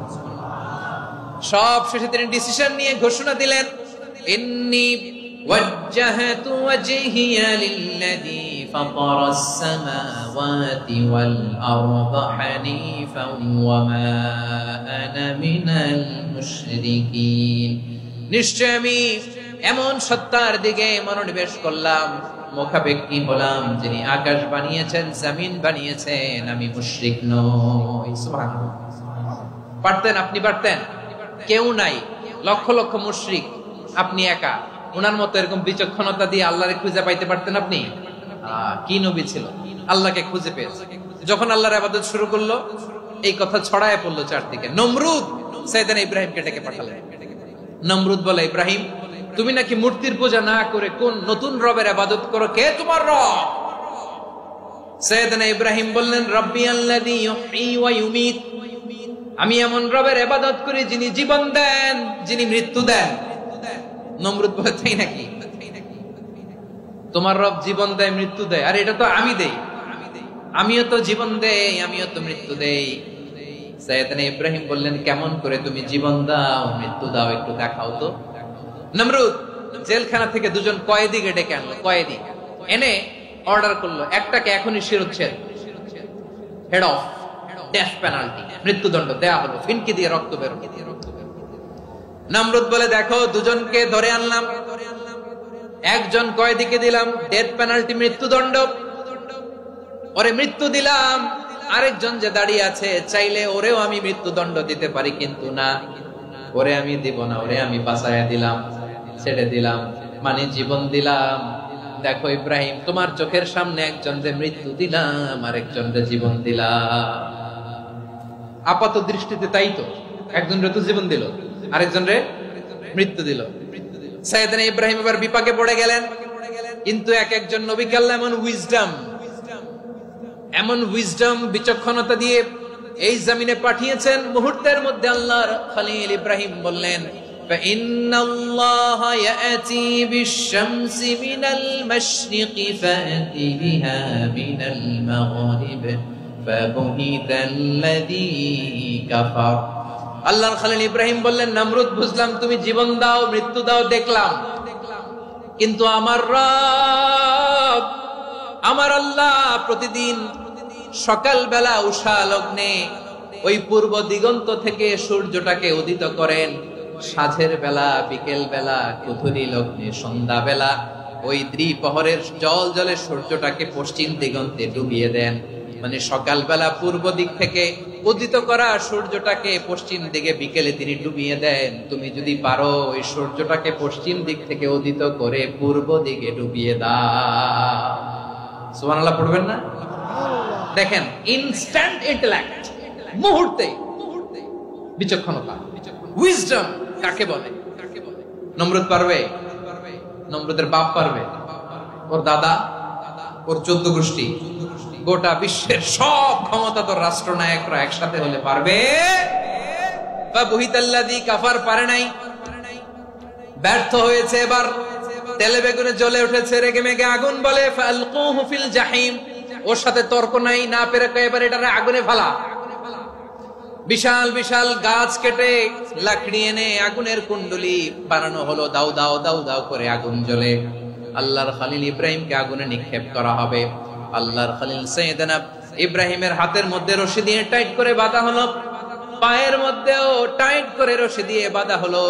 আল্লাহর খলিল ইব্রাহিমকে আগুনের কুণ্ডলির মধ্যে ফেলা হবে। ও মিয়া, আপনি যে বিপদের কারণে ভয় পান, হতাশ হন, এটা কোনো বিপদ ওনার বিপদের সামনে? পটুয়াখালী আওয়াজ করে বলুন, সাইয়েদনা খলিল ইব্রাহিমের বিপদের সামনে আমাদের বিপদগুলো কোনো বিপদ? কোনো বিপদই না, এটা কোনো বিপদই না। হাত পা বেঁধে টাইট করে নিক্ষেপ করা হবে, সিম্পলি ফেলা যাবে না, কারণ দাও দাও করে দ্য ব্লেজিং ফায়ার, এমন আগুনের কুণ্ডলি, কাছে যাওয়া যায় না, আগুনের উত্তাপে নিক্ষেপ করা হবে। হাতে রশি বেঁধে, পায়ে রশি বেঁধে আল্লাহর খলিল ইব্রাহিম আলাইহিস সালামকে আগুনের মধ্যে নিক্ষেপ করা হবে। আহা, এটার বলে অগ্নি পরীক্ষা। উনি অগ্নি পরীক্ষার সম্মুখীন হয়েছে। এজন্য কঠিন পরীক্ষাকে আমরা অগ্নি পরীক্ষার সাথে তুলনা করি, ঠিক কিনা? সাইয়েদনা জিবরাইল এসে বললেন, ও আল্লাহর খলিল, ওরা তো আপনার হাতও বেঁধে ফেললো, পাও বেঁধে ফেললো, নড়াচড়ার সুযোগ নাই, বলেন আমি জিবরিল ফেরেশতা আপনার জন্য কি করতে পারি? আল্লাহর খলিল ইব্রাহিম বলেন, ও জিবরাইল, তোমার কাছে আমার কোনো চাওয়া পাওয়া নাই। সুবহানাল্লাহ বলেন। তোমার কাছে বলার কিছু নাই, তোমার সাহায্যের আমার দরকার নাই। সাইয়েদনা ইব্রাহিম আলাইহিস সালামকে হাতে পায়ে রশি বেঁধে, হাত পা বাঁধা অবস্থায় জ্বলন্ত অগ্নিকুণ্ডে যখন নমরুদের দলবল নিক্ষেপ করবে, আল্লাহর খলিল কিভাবে নিজেকে আল্লাহর কাছে সঁপে দিয়েছেন, পটুয়াখালীর ভাইরা খেয়াল করে শুনুন। হাত পা বেঁধে আল্লাহর খলিলকে যখন নিক্ষেপ করা হবে, তিনি মুখ ফুটে বলে ফেললেন, হাসবুনাল্লাহু ওয়া নি'মাল ওয়াকিল। হাসবুনাল্লাহু ওয়া নি'মাল ওয়াকিল, আমার জন্য আল্লাহই যথেষ্ট, আমার জন্য আল্লাহই যথেষ্ট। তিনি আমার সবচেয়ে বড় গার্ডিয়ান, তিনি আমার সবচেয়ে বড় অভিভাবক। জিব্রাইলের সাহায্যে রফারকে ফিরিয়ে দিলেন, দুনিয়ার বুকে কারো কাছে কিছু বলেন নাই, মুখ ফুটে বলেছেন হাসবুনাল্লাহ।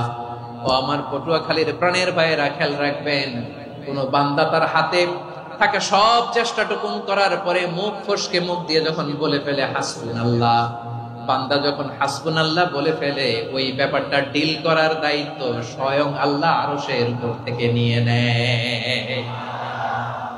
আপনি যখন বলে ফেলবেন হাসবুনাল্লাহ, এটা ডিলিং করবে কে তখন? চিল্লায় বলেন না, তিনি কে? বান্দা তার সাধ্যের সবটুকু চেষ্টার পরে নতজানু হয়ে যখন বলবে হাসবুনাল্লাহ, আল্লাহ তুমি আমার জন্য যথেষ্ট, নি'মাল ওয়াকিল, তুমি আমার শ্রেষ্ঠ অভিভাবক, তখন তার কি দরকার না দরকার এটা ডিল করে স্বয়ং আল্লাহ। নিক্ষেপ করা হলো সাইয়েদনা ইব্রাহিমকে অগ্নিকুণ্ডলিতে। হাজার হাজার মানুষের দৃশ্য দেখার জন্য জড়ো হয়েছে এরকম বিশাল ময়দানে। কিন্তু কি অবাক করা ঘটনা, সবাই ভয় পাচ্ছিল, না জানে কি হয়ে যায়। আল্লাহর খলিলকে যখন আগুনের কুণ্ডলিতে নিক্ষেপ করা হয়, আল্লাহর খলিল ইব্রাহিম আগুনের কুণ্ডলীর মধ্যে বসে বসে মানুষগুলোর দিকে তাকিয়ে হাসতে শুরু করে দেয়। কারণ আকাশ থেকে রব্বুল আলামিন স্পেশাল ভার্ডিক্ট নাজিল করেছেন, স্পেশাল হুকুম জারি করেছেন, কুল্লা ইয়া নারু কুনি বারদান ওয়া সালামান আলা ইব্রাহিম। ও আগুন, খবরদার, সৃষ্টি শুরু থেকে তোকে একটা ধর্ম আমি বাতলে দিয়েছিলাম, তোর ধর্ম, আগুনের ধর্ম হলো যা পাবে জ্বালিয়ে সারখার করবে। আল্লাহ বলল, আগুন, তোর ধর্ম দিয়েছিলাম, তুই সব জ্বালিয়ে পুড়িয়ে সারখার করে দিবি, কিন্তু ক্ষণিকের জন্য আমি তোর জ্বালিয়ে দেওয়ার ক্ষমতাটাকে কেড়ে নিলাম, জ্বালিয়ে ভস্ম করে দেওয়ার ক্ষমতা আমি কেড়ে নিলাম। কুনি বারদান, ঠান্ডা হয়ে যা, কিন্তু এত বেশি ঠান্ডা হবি না আবার আমার ইব্রাহিমের জন্য সর্দি লেগে না যায়। সুবহানাল্লাহ, এত আস্তে বললে হবে? কুনি বারদান, বারদ মানে বরফ, ঠান্ডা, ঠান্ডা হ, কিন্তু এত ঠান্ডা হবি না যাতে আমার ইব্রাহিমের কষ্ট হয়। আগুন বলে, আল্লাহ একবার বললাম ঠান্ডা হ, আবার বরফ, এত ঠান্ডা হবি না যাতে খলিলের সর্দি না লাগে। কেমন ঠান্ডা হব, কেমন এনভায়রনমেন্ট তৈরি করে দেব বলো? আল্লাহ বললেন, সালামান আলা ইব্রাহিম, আমার খলিল, আমার কলিজা, আমার ইব্রাহিমের জন্য তুই জান্নাতের গুল বাগিচা হয়ে যা। ও ভাই, নবী মুসার মতো ঈমান হলে রাস্তা হবে সাগর জলে, নবী ইউসুফের মতো ঈমান হলে একে একে দরজা খোলে। নবী ইব্রাহিমের মতো ঈমান যদি আজও থাকে বিদ্যমান, অগ্নিকুণ্ডে দেখতে পাবে খুবসুরতে ফুল ভাগা। কুলনা ইয়া নারু কুনি বারদান ওয়া সালামান আলা ইব্রাহিম। বান্দা যখন মুখ দিয়ে বলে হাসবুনাল্লাহ, আমার আল্লাহ আমার জন্য যথেষ্ট, এই বলে যখন নিজেকে সঁপে দেয়, তার কি লাগবে ওই দায়িত্ব স্বয়ং নিয়ে নেয় কে? সবাই বলেন, স্বয়ং নিয়ে নেয় কে? তাহলে আমার প্রিয় ভাইরা, বিপদের শুরুতেই আমরা বলবো ইন্না লিল্লাহ। শুরুতে কি বলবো? এরপরে যেই বাক্যটা পড়ে নিজের পরিস্থিতিকে আল্লাহর দরবারে সঁপে দিব, সেটা হচ্ছে হাসবুনাল্লাহ। সেটা কি? বিষ্ণু বলেন, লা ইয়াজালু লিসানুকা রাতাবান মিন যিকরিল্লাহ, সব সময় আল্লাহর স্মরণ দিয়ে, জিকির দিয়ে জিহ্বাটারে সিক্ত রাখো। আর শয়তানু জাসিমুন আলা কলবি ইবনে আদম, শয়তান বনি আদমের কলবে খামচি মেরে বসে থাকে। ফাইদা যাকারাল্লাহ খানাসা, মানুষ যখন আল্লাহর স্মরণ করে, জিকির করে, শয়তান দৌড়ে পালায়। ওয়া ইদা গাফালা ওয়াসওয়াসা, যখনই বনি আদম গাফেল হয়, তখনই শয়তান তার হৃদয়ে ওয়াসওয়াসা দেয়। এজন্য বিপদে পড়লে ইন্না লিল্লাহ, নিজের সবটুকুন করার পরে, নিজের রোল প্লে করার পরে নিজেকে আমরা কি বলে সঁপে দিব? সবাই বলেন, সবাই বলতে হবে, আরো জোরে বলে, মনে থাকবে?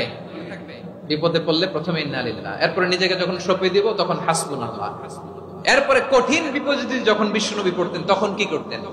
এমন বিপদ মাঝে মাঝে হয় না, দেয়ালে পিঠ থেকে যায়, চোখে মুখে অন্ধকার, কি করব দিশা খুঁজে পাই না, এরকম হয় কখনো? হ্যাঁ, আপনাদের হয়? হয় না? তো জান্নাতে আছেন আপনারা। হয় হয় এরকম হয়েছে না যে দেয়ালে পিঠ থেকে গেছে, চোখে মুখে অন্ধকার, কই যাব, কি করব, বাঁচানোর কেউ না, এরকম হয়েছে কখনো আপনাদের?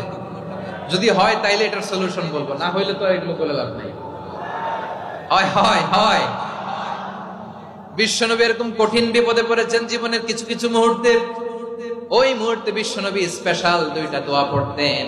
এই দোয়াগুলো আপনাদেরকে জানিয়ে দেয়। বিশ্বনবী বলেন, কঠিনতম বিপদে যখন পড়বা, দেয়ালে পিঠ থেকে যায়, চোখে মুখে অন্ধকার, বাঁচার কোনো উপায় নাই, তখন পড়বা লা ইলাহা ইল্লা আনতা সুবহানাকা ইন্নী কুনতু মিনাজ জালিমিন। আল্লাহ, তুমি ছাড়া কোনো ইলাহ নাই, তুমি পবিত্র, নিশ্চয় আমি জালিমদের অন্তর্ভুক্ত। সুবহানাল্লাহ বলেন। এই দোয়া সাইয়েদনা ইউনূস আলাইহিস সালাম পড়েছিলেন যখন মাছের পেটে ছিলেন। কিসের পেটে? এবং অনেক মুফাসসিরিন ইকরাম বলেছেন, অনেক আহলুল ইলমরা বলেছেন, এটা হচ্ছে ইসমে আজম। ইসমে আজম এমন দোয়া যেটা দিয়ে দোয়া করলে আল্লাহ দোয়া কবুল করে, কিন্তু এটা কোনটা এটা নিয়ে ইখতিলাফ আছে। কোন কোন আহলুল ইলম বলেন লা ইলাহা ইল্লা আনতা সুবহানাকা ইন্নী কুনতু মিনাজ জালিমিন, এটা হচ্ছে ইসমে আজম। সাইয়েদনা ইউনূস আলাইহিস সালাম পড়েছেন, আপনারা পড়েননি? তুফান হইলে পড়েন না? আমাদের এলাকায় তো এটা খুব, এটার উপর ব্যাপক আমল আছে। পড়েন পড়েন পড়েন পড়েন। একটা গল্প শুনেছিলাম, পাক হানাদার বাহিনী যখন বাংলাদেশে অ্যাটাক করতো, 71 সালের ঘটনা বলতেছে, আমরা তো দেখি নাই, শুনছি আর কি। 71 যদি দেখতাম এতদিনে রাজাকার হয়ে যেতাম। আল্লাহ আমাদেরকে বাঁচাই দিয়েছে, আল্লাহর মেহেরবানি, ঠিক কিনা বলেন? মন মতো হইলে মুক্তিযোদ্ধা, মন মতো না হইলে রাজাকার। কত কিছু দেখলাম এই শাহবাগের বুকে। আল্লাহ, 71 সালে দেখি নাই, আমরা শুনেছি পাক হানাদার বাহিনী জিজ্ঞেস করতো মুসলিম না অমুসলিম চেক করার জন্য, বলতো কালেমা বল, কালেমা বাতাও। তো যারা কালেমা বলতে পারতো পাকিস্তানি বাহিনী নাকি ওদেরকে ছেড়ে দিত, শুনেছি। তো একজনকে, এক বাঙালিরে পেয়ে তার মাথার মধ্যে বন্দুকর নল ধরে বলতেছে কালেমা বল সালে, কালেমা বাতা, কালেমা বল। তো ভয়ের চোটে এই দোয়া পড়া শুরু করছে। ও পড়তেছে লা ইলাহা ইল্লা আনতা সুবহানাকা ইন্নী কুনতু মিনাজ জালিমিন। পাকিস্তানি বলে সালে ये तो मुसीबत का কালেমা है। বাঙালি কয় হাম তো ভি মুসিবত মে হ্যায়। পাকিস্তানি বলে বেটা কোন দোয়া বললি, এটা তো মুসিবতের কালেমা। কয় আমিও তো মুসিবতে আছি, আমার মাথার মধ্যে বন্দুক ধরে তুমি আমারে কালেমা জিজ্ঞেস করো, এখন কোনটা কালিমা আর কোনটা কি দোয়া, আমার হুঁশ আছে নাকি? প্রিয় ভাইরা, আসলে এটা দুআউল মুসিবা, বিপদে পড়লে এই দোয়া পড়তে হয়, লা ইলাহা ইল্লা আনতা সুবহানাকা ইন্নী কুনতু মিনাজ জালিমিন। এটা পড়বেন আপনারা। এই দোয়া পড়ে সাইয়েদনা ইউনূস আলাইহিস সালাম মাছের পেট থেকে রক্ষা পেয়েছিলেন। রক্ষা করেছিল কে? তুমি ইউনূস নবীরে যখন খাইলো মাছেতে গিলিয়া, ফেরেশতা পাঠাইয়া দিলে ইসমে আজম দিয়া।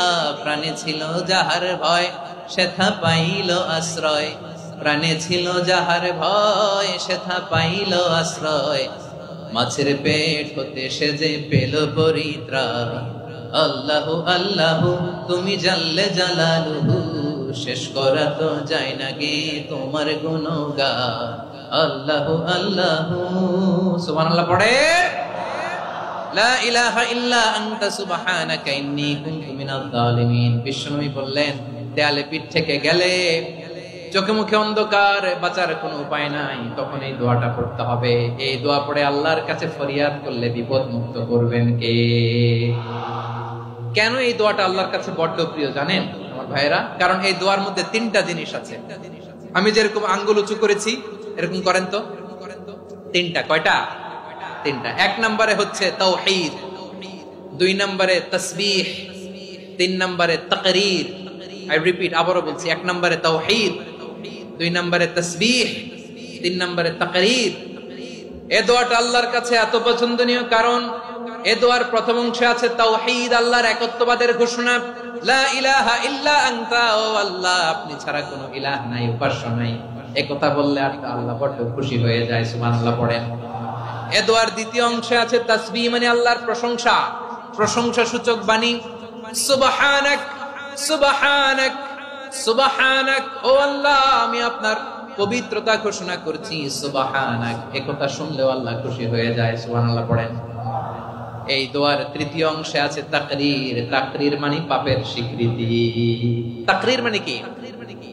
তাকরীর মানে পাপের স্বীকৃতি। এই দোয়ার তৃতীয় অংশে আছে ইন্নী কুনতু মিনাল যালিমিন, ও আল্লাহ আমি জালিমদের অন্তর্ভুক্ত। আল্লাহ আল্লাহ আমি জালেম, আল্লাহ আমি ভুল করেছি, অন্যায় করেছি, আল্লাহ আমি জালেমদের অন্তর্ভুক্ত। এই পাপের স্বীকৃতি, অ্যাকনলেজমেন্ট আল্লাহ বড় পছন্দ করেন।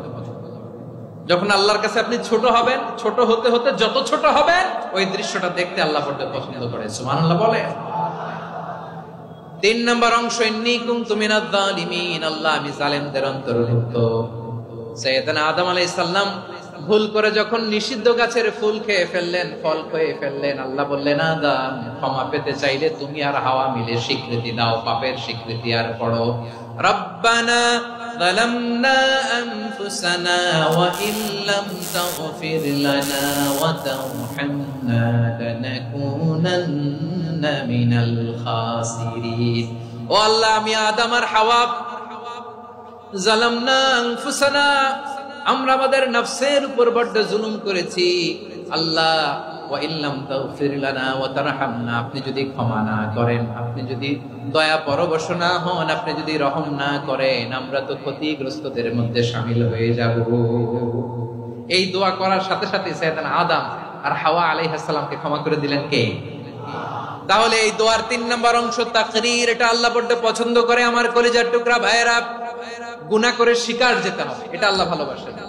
সাইয়েদনা আবু বকর রাদিয়াল্লাহু তাআলা বিষ্ণু ইসা ইসলামকে বললেন, ইয়া রাসূলুল্লাহ আল্লিমনি দুআআন আদউ বিহি ফি সালাতি, নবী হে আপনি আমার এমন একটা স্পেশাল দোয়া শিখায়া দেন যে দোয়াটা আমি নামাজে পড়ব। নবী বললেন তাহলে তুমি পড়ো আল্লাহুম্মা ইন্নী যালামতু নাফসি যুলমান কাসীরান ওয়া লা ইয়াগফিরুয যুনুবা ইল্লা আনতা ফাগফিরলি মাগফিরাতাম মিন ইনদিকা ওয়ারহামনি ইন্নাকা আনতাল গফুরুর রহিম। সুবহানাল্লাহ। সালাম ফেরানোর আগে পড়েন, কথা কয় না, পড়েন পড়েন। ও আবু বকর, নামাজে যদি দোয়া করতে মনে চায় এই দোয়াটা পড়বা, আল্লাহুম্মা ইন্নী যালামতু নাফসি, আল্লাহ জুলুম করেছি আমার নফসের উপর, যুলমান কাসীরা অনেক জুলুম, ওয়া লা ইয়াগফিরুয যুনুবা ইল্লা আনতা, আপনি ছাড়া এই জুনুব, এই পাপ ক্ষমা করার দ্বিতীয় কোনো রব নাই। আছে? আল্লাহ ছাড়া আমাদের গুনাহ আর কে কে ক্ষমা করতে পারে বলেন তো? কে পারে? কে? এজন্য আল্লাহরে বলবেন, আল্লাহ আমি ছাড়া তোমার গোলামের অভাব নাই, ও আমার রব আমি ছাড়া এই জমিনের বুকে তোমার গোলামের অভাব নাই, কিন্তু তুমি ছাড়া তো আমার দ্বিতীয় কোনো রব নাই। পারবেন বলতে? পারবেন? চোখের পানি ছেড়ে আল্লাহরে বলবেন, আল্লাহ তুমি আমার রব, তুমি আমার সব।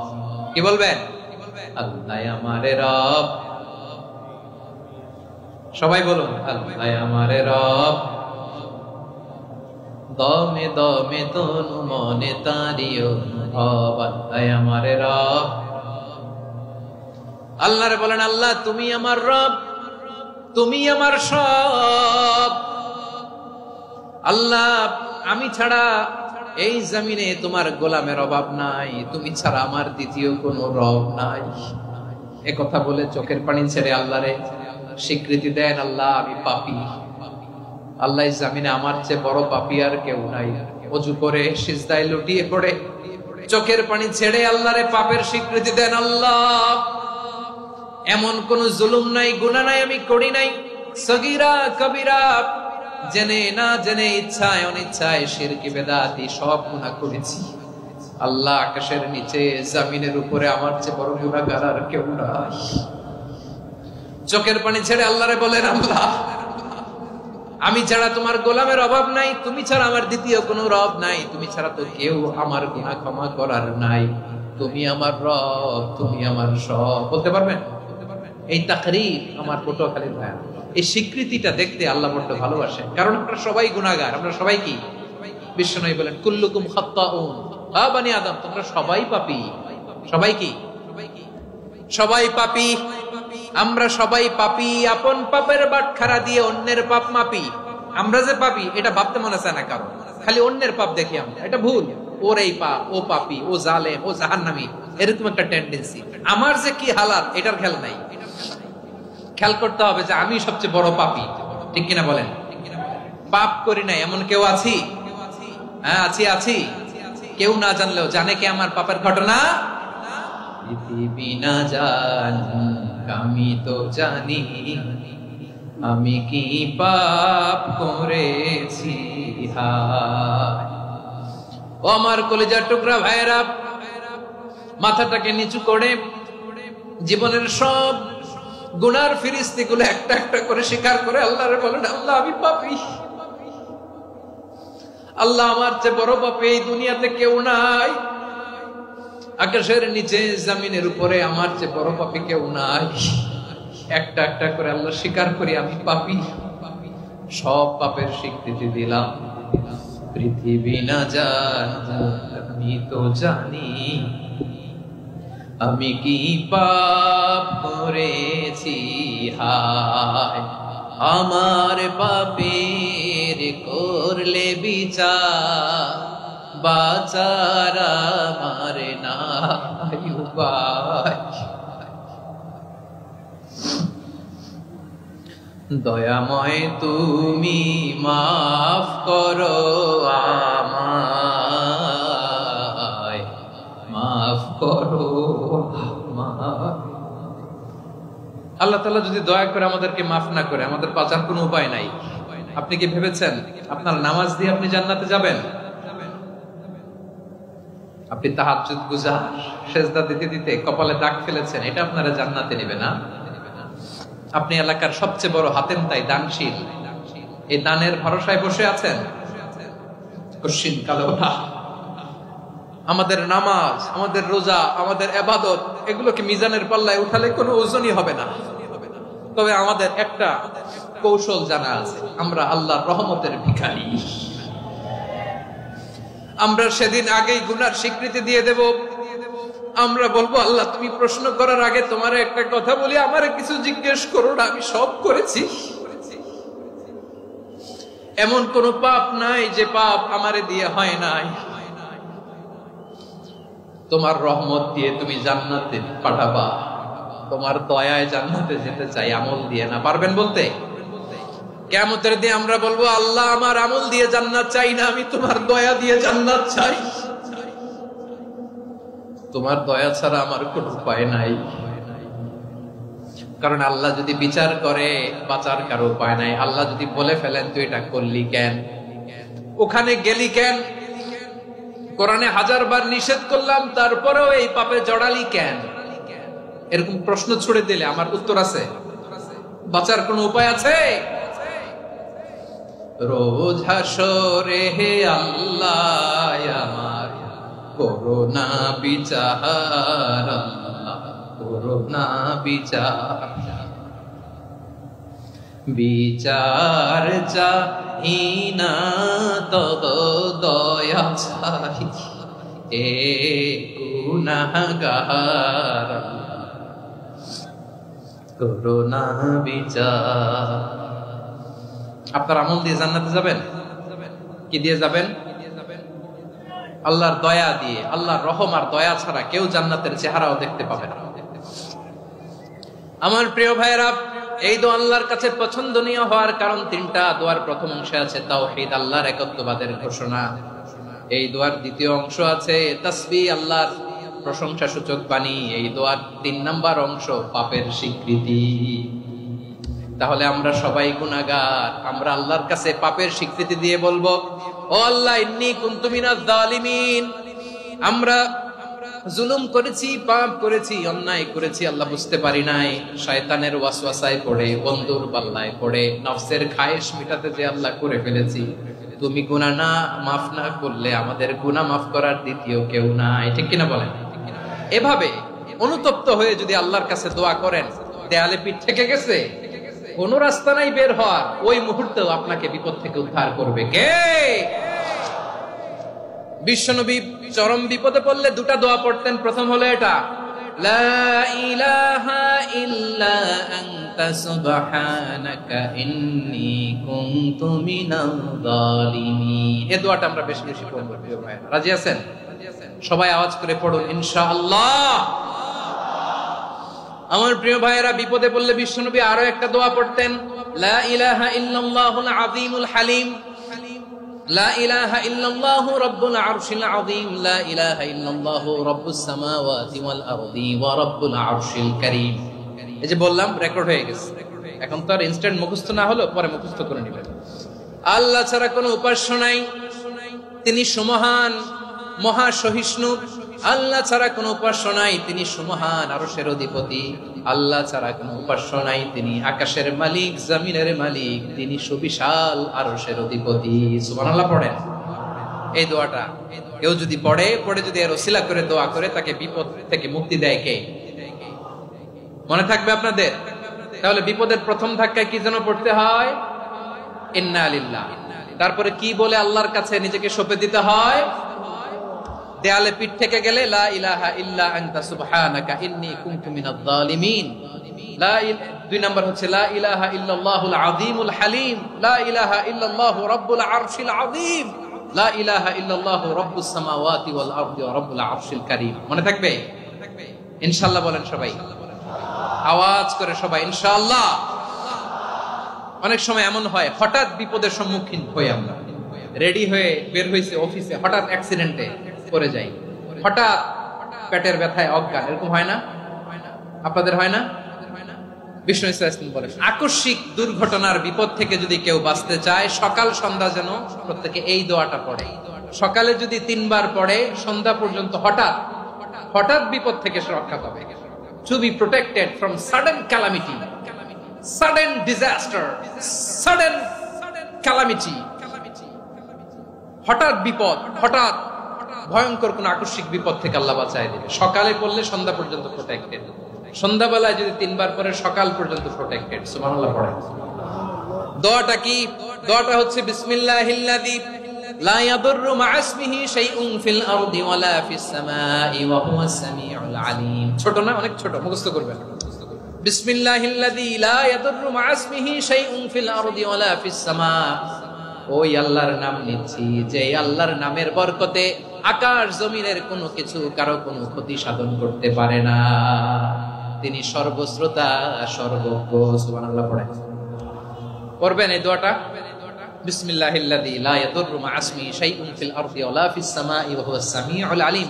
ফজরের পরে 3 বার, মাগরিবের পরে 3 বার যদি কেউ পড়ে, প্রোটেক্টেড, যে কোনো হঠাৎ বিপদ থেকে প্রোটেক্টেড। প্রোটেক্ট করেন কে? ওই আল্লাহর নাম নিচ্ছি, যে আল্লাহর নামের ওসিলায় আকাশ জমিনের কোনো কিছু কোনো ক্ষতি করতে পারে না। সুবহানাল্লাহ পড়েন। আচ্ছা, এবার আমাদের জীবনে দুশ্চিন্তা আছে না নাই বলেন?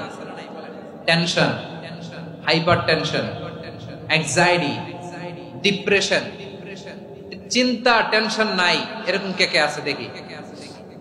হাত তোলেন। ওই যে হাত তুলছে এক আল্লাহর ওলি, ওই যে টেনশন নাই তোমার, মাশাআল্লাহ। ও না বুঝে তুলছে, ঝোঁকের চোটে, জোশের ঠেলায় ধাক্কায় তুলে ফেলছে। সবার জীবনে টেনশন আছে না নাই?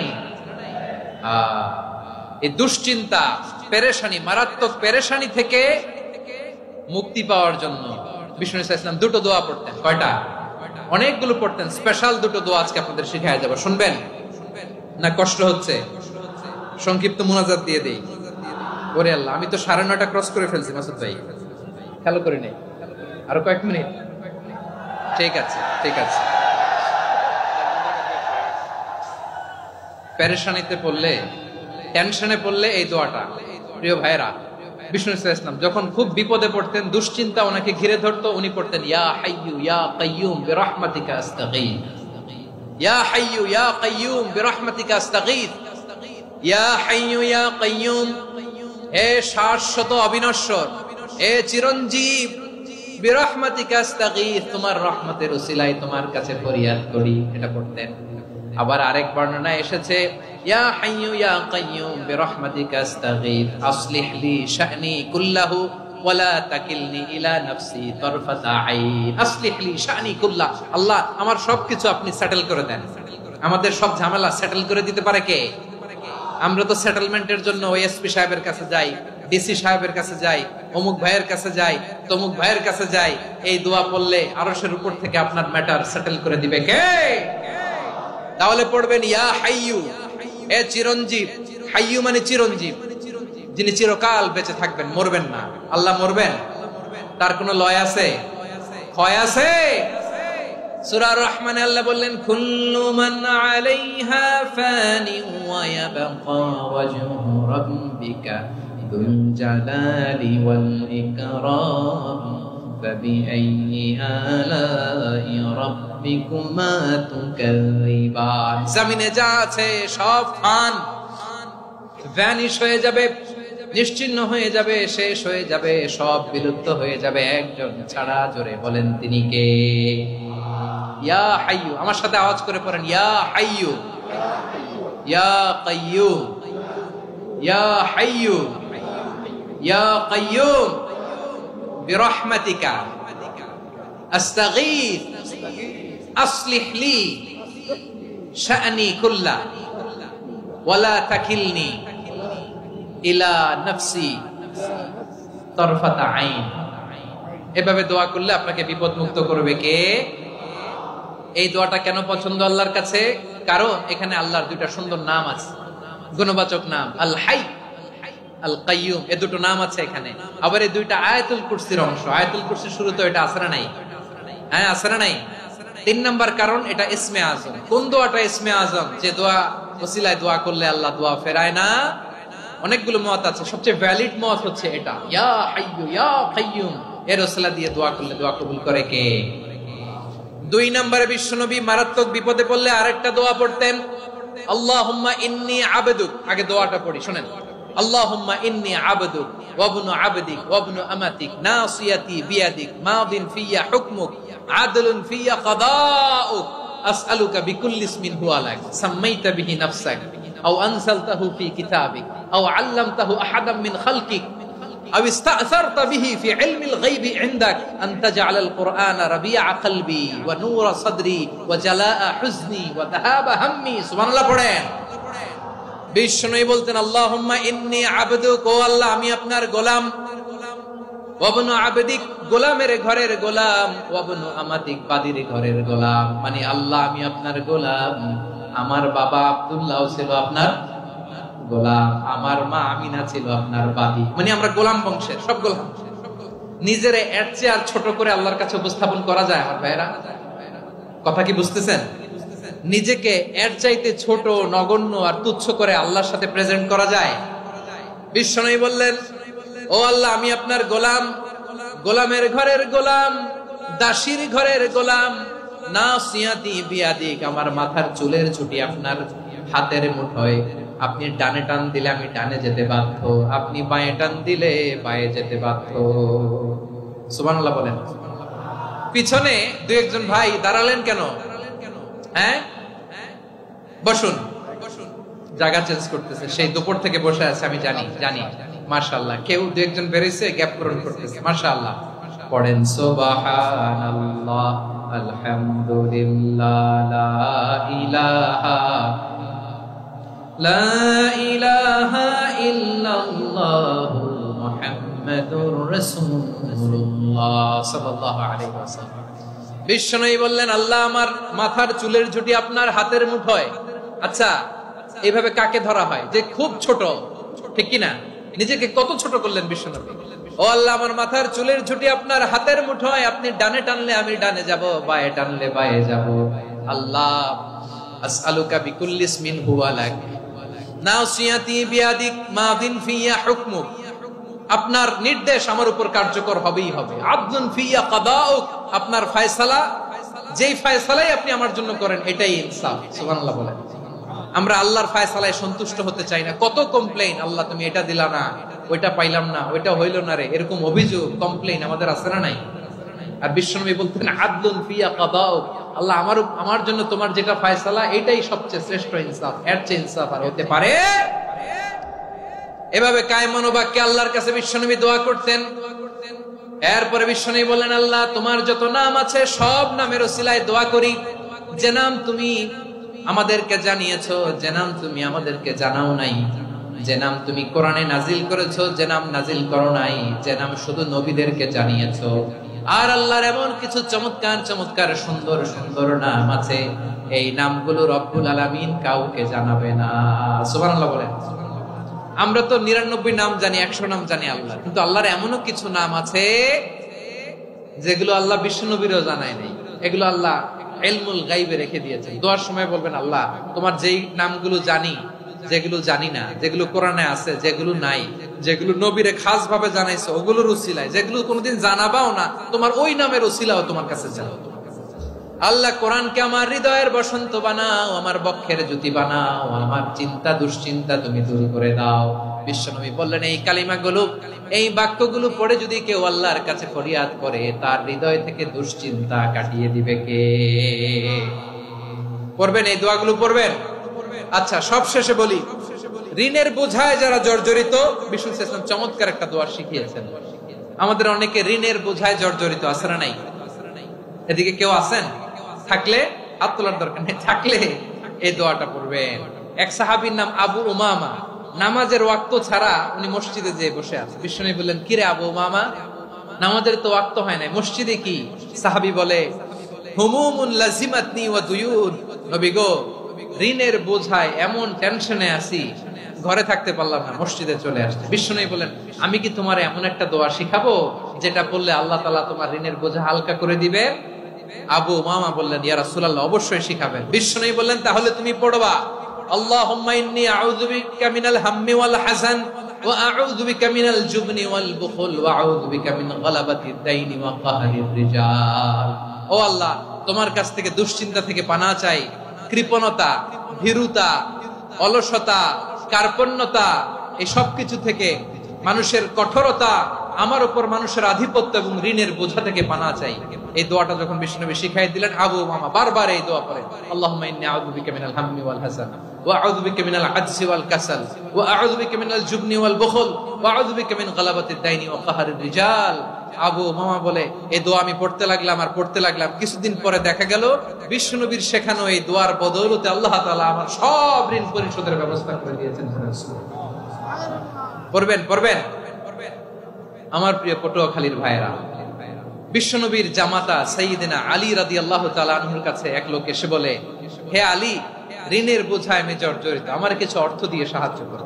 সাইয়্যিদিনা আলী রাদিয়াল্লাহু তাআলা আনহু বললেন, আমি কি তোমারে এমন একটা দোয়া শিখাবো যেটা বিশ্বনবী আমাদের শিখিয়েছেন? এই দোয়া যদি তুমি পড়ো, লাউ কানা আলাইকা মিসলু জাবালিন কাবীরিন দাইনান আদাল্লাহু আনকা, পাহাড় পরিমাণে যদি ঋণের বোঝা হয়, আল্লাহ এটা পরিশোধের ব্যবস্থা করে দিবেন। ছোট্ট একটা দোয়া বিশ্বনবী শিখালেন, বললেন তুমি পড়বা, আল্লাহুম্মা কফিনি বিহালালিকা আন হারামিকা ওয়া আগনিনি বিফাদলিকা আম্মান সিওয়াক। মুখস্থ আছে? হ্যাঁ, আছে। আল্লাহুম্মা কফিনি বিহালালিকা আন হারামিকা, আল্লাহ তোমার হালাল দিয়ে আমাকে পরিতুষ্ট করো, হারাম থেকে বাঁচিয়ে রাখো, আর তোমার অনুগ্রহে মানুষের মুখাপেক্ষী যেন আমি না হই, আমি যেন সবসময় তোমার মুখাপেক্ষী হই, ওই তৌফিক দিও। সুবহানাল্লাহ পড়েন। এই দোয়া বেশি বেশি পড়লে ঋণের বোঝা হালকা করে দিবে কে? তাহলে প্রিয় ভাইয়েরা, বিপদে পড়লেই প্রথমে কি পড়বেন? পটুয়াখালী ভুইলা গেছে, বিপদে পড়লেই প্রথমে ইন্না লিল্লাহ কি বলে নিজেকে আল্লাহর কাছে সঁপে দিতে হয়? হাসবুনাল্লাহ। চরম বিপদে দেয়ালে পিঠ থেকে গেছে, তখন লা ইলাহা ইল্লা আনতা সুবহানাকা ইন্নী কুনতু মিনাজ জালিমিন। এরপরে লা ইলাহা ইল্লাল্লাহুল আযীমুল হালিম, এই দোয়া। আকস্মিক বিপদ, হঠাৎ যেন কোনো বিপদ আমাকে পেয়ে না বসে, এটার জন্য বিসমিল্লাহিল্লাযী লা ইয়াদুররু মা ইসমিহি শাইউন ফিল আরদি ওয়ালা ফিস সামাই ওয়া হুয়াস সামিউল আলিম। সকালে 3 বার, রাতে 3 বার। আর মারাত্মক tension, hyper tension, anxiety, depression থেকে বাঁচার জন্য 2 দোয়া, ইয়া হাইয়্যু ইয়া কাইয়্যুম, ইয়া হাইয়্যু ইয়া কাইয়্যুম, মনে থাকবে? আর আল্লাহুম্মা ইন্নী আবদুক, এই দোয়া। ঋণ থেকে বাঁচার জন্য 2 দোয়া, আল্লাহুম্মা ইন্নী আউযু বিকা মিনাল হাম্মি ওয়াল হাযান, এটা। আর আল্লাহুম্মা কফিনি বিহালালিকা আন হারামিকা ওয়া আগনিনি বিফাদলিকা আম্মান সিওয়াক। আর সব সময় পড়ার জন্য একটা আমল দিয়ে যাই, উঠতে বসতে, অফিসে যাচ্ছেন, অফিস থেকে ফিরতেছেন, বসে আছেন, শুয়ে আছেন, ছোট্ট এক শব্দে আমরা যেন বেশি বেশি পড়ি আস্তাগফিরুল্লাহ। আওয়াজ করে আমার সাথে পড়ুন আস্তাগফিরুল্লাহ, আবার পড়ুন আস্তাগফিরুল্লাহ। আল্লাহ রাসূল সাল্লাল্লাহু আলাইহি ওয়াসাল্লাম বলেন, মান লাজিমাল ইস্তিগফার, যে সব সময় এরকম ইস্তিগফারের সাথে লেগে থাকে, জাআলাল্লাহু লাহু মিন কুল্লি যিকিন মাখরাজা, আল্লাহ তাআলা তাকে কোনো বিপদে আটকান না, সে জীবনে আটকাবে না। যে কোনো বিপদে আল্লাহ তার রাস্তা বের করে দিবেন, way out, you will get a way out, a solution. সুবহানাল্লাহ। ওয়া মিন কুল্লি হাম্মিন ফারাজা, দুশ্চিন্তা মুক্ত হবে। ওয়া ইয়ারযুকহু মিন হাইসু লা ইয়াহতাসিব, এমন জায়গা থেকে আল্লাহ রিজিকের বন্দোবস্ত করবে যেটা সে কল্পনাও করে নাই। আওয়াজ করে পড়েন সুবহানাল্লাহ। তাহলে মনে থাকবে আস্তাগফিরুল্লাহর কথা। সব শেষ কথা বলবো, সব শেষ আমার প্রিয় ভাইয়েরা। এটা গেল নিজের বিপদ। কিসের বিপদ? নিজে যদি বিপদে পড়ে। অন্যের বিপদ যদি দেখেন, এটার জন্য একটা দোয়া আছে। অনেক সময় আমরা দেখি হাসপাতালে ক্যান্সারের 3rd স্টেজে চলে গেছে, লোকটা হ্যাংলা হয়ে চিকন হয়ে হায়রে কি কষ্ট পায়, দেখি না? বিষ্ণু বলে একটা দোয়া যদি কেউ অন্যের কোনো বিপদ দেখে পড়ে, ওই বিপদ তার জীবনে কখনো আসবে না। শুনবেন? শোনার আগ্রহ আছে? অনেক সময় হয় যে আমরা মহাসড়ক দিয়ে যখন চড়ি, দুর্ঘটনায়, আইরে আল্লাহ, দুর্ঘটনায় মানুষের মাথা একদিকে, দেহ আরেকদিকে, ব্লিডিং, এরকম হয় না? আল্লাহ তুমি হেফাজত করো। বিশ্বনবী বলেন, এই দুর্ঘটনা দেখে কেউ যদি এই দোয়াটা পড়ে, তার জীবনে সে কোনোদিন এরকম অ্যাক্সিডেন্টের সম্মুখীন হবে না। শুনবেন? বিশ্বনবী বলেন, অন্যের বিপদ দেখে কেউ যদি পড়ে, আলহামদুলিল্লাহিল্লাযী আফানি মিম্মা বতালাকা বিহি ওয়া ফাদ্দালানি আলা কাসীরিন মিম্মান খালাকা তাফদীলা, মানে প্রশংসা সেই আল্লাহর, যে আল্লাহ তাআলা তোমাকে যেই জিনিস দিয়ে পরীক্ষা করেছে, আমাকে ওইটা থেকে বাঁচিয়ে দিয়েছে। তোমাকে আল্লাহ যেই বিপদে ফেলেছে, আমাকে ওই বিপদ থেকে তিনি মুক্ত রেখেছে, আর তার অনেক সৃষ্টির উপর আমাকে তিনি প্রাধান্য দিয়েছে। সুবহানাল্লাহ পড়েন। যে কোনো বিপদ, কারো ক্যান্সার দেখে যদি এই দোয়াটা আপনি বিশ্বাসের সাথে পড়েন, জীবনে কোনোদিন ক্যান্সার রোগে আক্রান্ত হবেন না। দুর্ঘটনা দেখে যদি পড়েন, ওই দুর্ঘটনা আপনাকে স্পর্শ করবে না। যে কোনো কারো বিপদ দেখে যদি কোনো বিশ্বাসী বান্দা এই দোয়া পড়ে, বিশ্বনবী বলেন, লাম ইউসিবহু যালিকাল বালা, ওই বিপদ তাকে আর ধরবে না। উফিয়া মিনহু মিন যালিকাল বালা কাইনাম মা কান, সে যতদিন হায়াত পাবে কোনোদিন ওই বিপদ তাকে স্পর্শ করবে না। এই দোয়াটা পড়তে রাজি আছেন আমার প্রিয় ভাইরা? তাহলে পুরো আলোচনার সেন্ট্রাল থিম হচ্ছে, আমাদের জীবনে বিপদ আসবে, কষ্ট আসবে, দুঃখ আসবে, কিন্তু বিপদে আপদে আমরা হাল ছেড়ে দিব না, হতাশ হব না। মুমিন হতাশ হয় না, নিরাশ হয় না, হাল ছেড়ে দেয় না। মুমিন ভরসা রাখে একজনের উপর। আওয়াজ করে বলুন, যিনি কে? বিপদে পড়লে আমাদেরকে উদ্ধার করে কে? আবার আমাদেরকে যদি কোনো নেয়ামত আল্লাহ দিতে চান, ওইটা কেড়ে নেওয়ার ক্ষমতা কারো আছে? তাহলে আমরা কানেক্টিভিটি বাড়াবো কার সাথে? আমাদের প্রার্থনার ফরিয়াদের হাত তুলবো কার কাছে? রাজি আছেন? পটুয়াখালীর ভাইয়েরা, মনে থাকবে কথাগুলো।